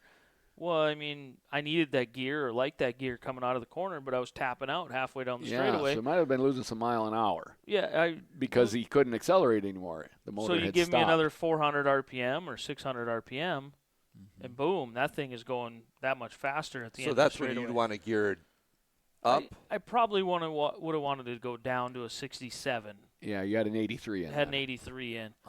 583, a 567 might have bogged a little coming off, but it wouldn't have hit the chip going down the straightaway. Adam shared a similar number with he had 633s, and he said I was all over the rev limiter and making heat too. He troubleshooting that, but I said, wow. I said Mandan was fast. If you could have pulled a 620, he said I wished I would have had that in.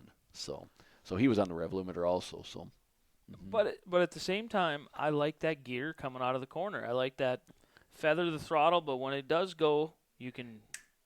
It doesn't have a hesitation. It doesn't have a lug in it. Restarts were a little bit better. I was able to get the restart on some guys that maybe didn't have.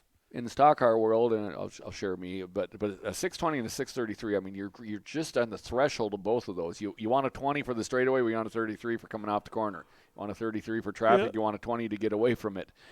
So, and that's part of the decisions you have to make. So, yes, if you could take a 633 and rev the thing to 7,800, you leave your 33s. That changes the whole game.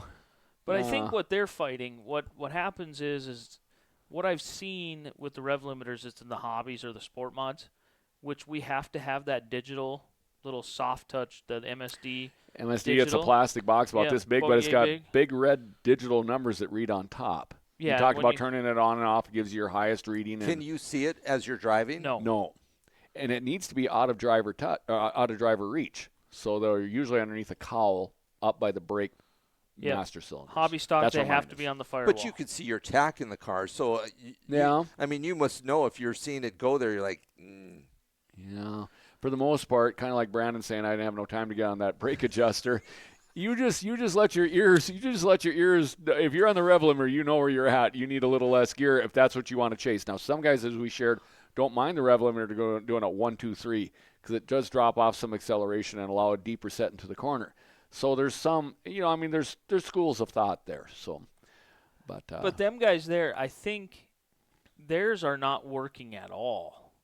And that in other words, they're plugged in, but they're not passing tech, and they don't even know it. Right. Well, or what happens is you have the 2 plugs that go into the distributor. You have the power, the hot wire, and then you have the tack wire. Well, coming off both of them, they both pigtail, they both split, and they go over to the rev limiter. Mm-hmm. Somehow they split off and go to the rev limiter and control the power that's going in there. There's a way that it does it, and it does it really cool. Mm-hmm. I don't know how it does it, but if that like as far as I know, like Robinson and then another one, that wire where it plugs into the tack was not plugged in there. Worked its way Whether out. it fell or, out or whatever, maybe you were working on something and accidentally hit it, Well, pulled it out. I don't know that answer. Sometimes if you're chasing maybe a miss or something along them lines, you'll unplug the tack. One of your first things is you unplug the tack. Well, if you pulled it out of there, when you go out, you don't have a rev limiter. Right. One of our go-to troubleshooting deals is if there's a miss is disconnect the tack and make sure it's not in the tack. Yep. Because a lot of times it has been. Yep. So you got to remember. Your rev limiter is part of that, but you're not thinking that because you're looking for the miss. Yep. Yeah. So if you don't plug it back in, if you say, well, this thing runs way better now, and you don't stay on it wasn't intentional. I was troubleshooting. Stock car Stampede Championship on the line. You got it, and it gets taken away from you. What's that feel like? Well, especially over a chip deal. Ouch. The first thing that they checked in Mandan after I won that race, I went down into the middle. The first thing they did is they popped the hood off, and they looked. They said, turn your switch on. They looked right at the rev box, and they go, okay, 61.99, you're good. Flip the switch off. Because that's all they look for. What's your highest RPM on there? If it was anything 62 or higher, it wasn't controlled. So you were at 61.99, and 62 higher is... And 6,200 is the limit. So MSD makes the box so that you're 1 RPM off in your favor. That sounds like living on the edge. Yeah, it does. But it's pretty consistent. You'd think 61.50 would be good enough, but no, they run it right up to 99. That's what I see. I've never been dinged for it. I have it set at 6,200. It's 61.99. You flip the switch, 61.99. I don't mess with it. Yeah. But I have been dinged for it down in Boone before because I didn't realize it, but we had a bad ground. You have to have them rev boxes grounded out as well. And I had a bad ground, and it was sometimes they hooked it was back when we put the chips in. We had like that little square box, and you put the chip in that says 6,200. The chip said 6,200, but they used to have this little device that plugged into there, and they'd have you rev it up. Well, when they did it that one time down in the infield in Boone, I won my heat race.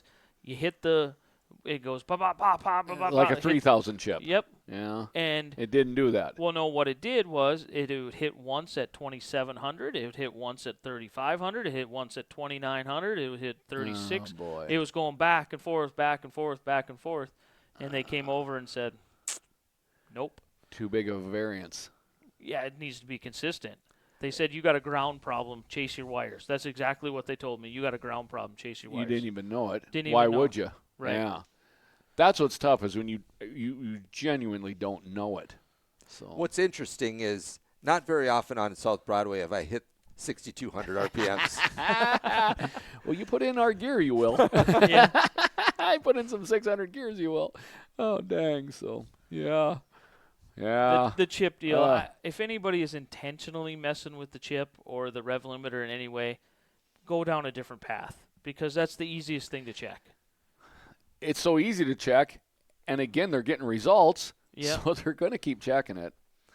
I'll be honest, I haven't checked grounds or anything on mine. Mine runs, and I'm just happy as a lark. But you got me a little nervous. I'm going to double check grounds or all that. Although on the stock car or the A-Mod similar box, it's part of the ignition. Yeah. Where the rev limiter you're talking about is a separate piece from the HEI that you have to run. So it is two different components where mine is part of my ignition circuit. So I believe that if mine wasn't running right, is this something you guys have to buy? Is this issued? Yeah, you have to buy it. Yep. They give you part numbers that you can use. MSD is the brand.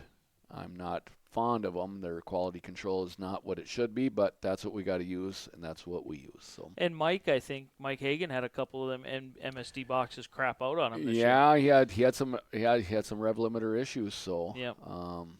Yeah. So far, the ones that we use in the hobby and sport mod world, I haven't seen many failures with them. As long as you wire them in right, the ground is hooked up correctly to the correct spot, I haven't seen many issues with them. I had actually wired up my stock car to an HEI at one time, just chasing ignition trouble or whatever, and I'd used the rev limiter that you guys have to use. And I actually like it because the digital readout is big. Oh, and yeah. You can't mistake any of the numbers for anything else. So, yep. And then again, it tells you your last highest RPM too. So even though we're chipped at 7,400, maybe I only turned 7,140 or something like that, indicating I could maybe put in more gear if I so wish to run up against the edge of the motor limitations. So. And the stock car that Brock has the same box that you have. You put the chip in or whatever. And after the heat race in Jamestown, I wanted to see what – I didn't have the tattletale. The tack wasn't working. Whatever.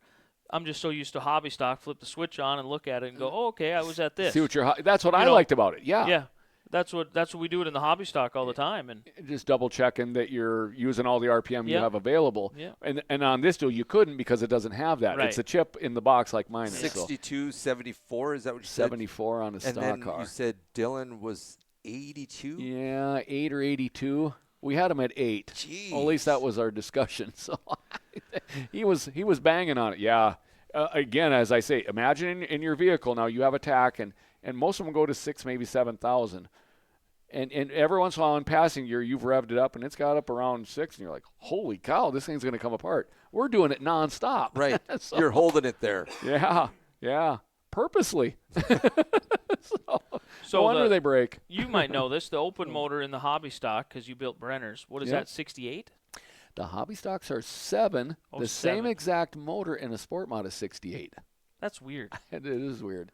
Same components, same, because I've done both now. I'm like, that doesn't make any sense. But the hobbies are 7, and they use a Rochester 2-barrel, and sport mods use the Holley 2-barrel 500, same as a stock car. I'm not sure. So, but I build the motors exactly the same. One's chipped at 7 and one's chipped at 68. So that's hard to explain. I can't. Brenner's had a good year. Yeah. So, oh, dang. That's a show. We Is somehow it? got Yeah, 2 got hours some and dome 45 talk. minutes out of this. Yeah. Keith Maddox Again. said he was in staging so long he took a nap and the receiver startled him. Well, I know that Drew has taken some naps in staging area too, but it wasn't because the race was too long. It was because he stayed out too late. So, yeah, just getting you there, Drew, a little bit. That was a long time ago. I'll say at least 10 years. Well, I don't know. Lily's older than that, so probably 15 years ago. But Sounds like you were involved. well, I was catching up on the stories the next day. Stayed up late with the Botno crowd, so and I knew better. So, oh dang, or I was lucky or something like that. But yeah, you're right. Yeah, you can take a nap. You can get a little comfortable. I mean, with these seats that they make these They're days are super not comfy. yesteryear seats. These seats are so comfortable. I want to take mine out and make a rack for it for watching TV because they are that comfortable. So falling asleep in your car in the lineup is way easier than it sounds. Good story there. And I believe that because, during the tour, they'll interview guys sitting in the lineup or just maybe in the pits or something. And, yeah, they look like they're just hanging out. Like, this is my happy place. Yeah. If you're a little uphill, yeah. Close It's your comfy. eyes. It's comfy. It's all there. So, yeah. The receiver could startle you right back to life. I like it. Bo said Keith spent too much time with Rob Stenvold. Yeah, that was similar to the night Drew had. So, right. So you need a toggle switch on your receiver. Receiver, KCJB. Hey, I'm just okay. Oh, dang. You want to talk about another deal? That would get you a DQ. Oh, really? Right, because you can only have one channel. You can only have one receiving communication device. Robin, you have your Conway right before Yeah. a big race. You need some boy. motivation. Yeah. Boy. We've heard of people If trying you don't to like Conway Twitty, we can't be friends. Oh, dang. We've heard of people trying to get around that. Bo and knows who I'm somehow talking running about. 2 channels. He's probably He's got him on in the background right now. He's got Conway's greatest hits going right now. Jim Haga wants to know what days do we air? Like this show, what days? You're watching Jim it, buddy. Haga? Yeah. Usually it's it's usually Wednesday. But because of work this week for myself, the producer, And we don't give you any warning. no, we just roll with it. So if you haven't seen it by Wednesday late, well, it ain't on Wednesday. So It might be it Thursday. might be Thursday. So it's been Friday. Sometimes it's been a Friday. And sometimes we just skip it. So in his defense, we should at least put out a notice, hey, cats, we can't meet on Wednesday, so But go to confirmation. But if it's going, it's 2 hours plus or nothing. Yeah. Almost 3. If we drag this on a little bit longer, we'll be to 3. I've never been involved in one less than 2:45, and we're already past that now. So Yeah, 2:46. and you blame it on me. This was well established before I came, so It's easy to see. Jim Haga was involved in the Williston racing there. So Oh, gotcha. Thanks so, for tuning in. I seen you commented earlier, Jim, and thanks for tuning in. One of Nice our to see your 7 name. viewers left. We roll up in the middle of the show. We get up to the crescendo of like 20 or so, and then we drop down by the end. We might have lost them on Swifty, but you never know. We're going to get a lot of Swifty if you like Chiefs. Let's have a condensed show next week, because then we'll bring it back out at the banquet. Post-banquet? Right at the banquet. We'll bring it right back out at the banquet. Well, and then we'll follow up on that on the Wednesday. Yep. Well, I'm definitely going to be diving into that Marcus Tomlinson deal wherever he's at. I'll be finding out about that. Beatrice. Yeah, Beatrice. It's their fall show. Should be on IMCA TV, I believe, or I'll have to look. It'll be on something. It'll be on something. Flow or IMCA. It's kind of a big thing, just like we went through. I mean, it's kind of Beatrice's. Well, it's their Motor Magic, is what it is. He's living like Sladen Pfeiffer, second, and he's got to bust I think through. he shared like 6 seconds to Travis at a particular track somewhere or something like that. Maybe Minot or yeah. Well, keep at it. That's all we can do. Keep at it. Well, it's their version of Oktoberfest. Beatrice Speedway Motor Oktoberfest. Magic or Oktoberfest. Yeah, it's their year-end special. So. I was going to try to look. I've only been to that once. I was obviously wanted to race worse in the springtime. I'd been to that about 10 times. Come fall, I've only been to their fall show once. So for him to go to that must be some time off to head to there. Well, and I know he's careful with his work schedule and stuff like that. But I know, speaking for his dad, Mike, and even Dylan, they work as much as they can in the winter to get this time off in the summer. So, and I'm sure Marcus is on the same deal. So Flow Racing for those race fans. Flow Racing for Beatrice. For Beatrice. I'll be watching on my race pass. Let's test into practice tonight. tonight. Yeah, practice tonight, and then show racing Friday, Saturday. I'm following you, Marcus. I'll run you down. Grinsteads. Me too. Yeah. Brenner. Tyson, whichever one. We didn't get a clarification on that. You're right. It looked like the black car was in there and Brenner was standing by it. So. Maybe Brenner took the wrap off his car and it was black underneath. Huh. I don't know. Yeah. I'm just. I don't know what to think. I seen a black tail in there and I was a little bit confused. So. Yeah. It sure looked like Tyson's car. So, there you have it. So. Well, I'm happy that there's an option to go to. Yeah. It's over in North Dakota, but it's not over. Otherwise, all I had was over in North the Dakota. Taylor Swift Eras Tour. You know? Ooh. Yeah. I don't so have we any better of that. check in on the score, see how they did tonight. The Chiefs. Okay, So- with that, we'll call it a wrap right before we hit 250. Okay. Well, see you at I guess we got one more before the banquet. Is that our rev limiter, 250? Just right up on it. Next We, week, next Wednesday, we'll try to be back. Jim, if you can tune in next Wednesday, we're going to shoot That's the for plan. 7 p.m. Wednesday. Let's try to make a conscious effort now. If we can't do it on Wednesday, we shoot a post out Yeah, there. say due to unforeseen circumstances, the show cannot air Our tonight. ground wire was a little off. Yeah, we got DQ'd. Ding We're gonna for the push rev it, limiter. We're going to so push it to Thursday. we got to do some. Yeah, we should be back tomorrow. Okay, that'd be good. So. Okay, for Jordan, for Craig, Brandon Beater here. Thanks All right, for guys. tuning in for another show. See you next Wednesday.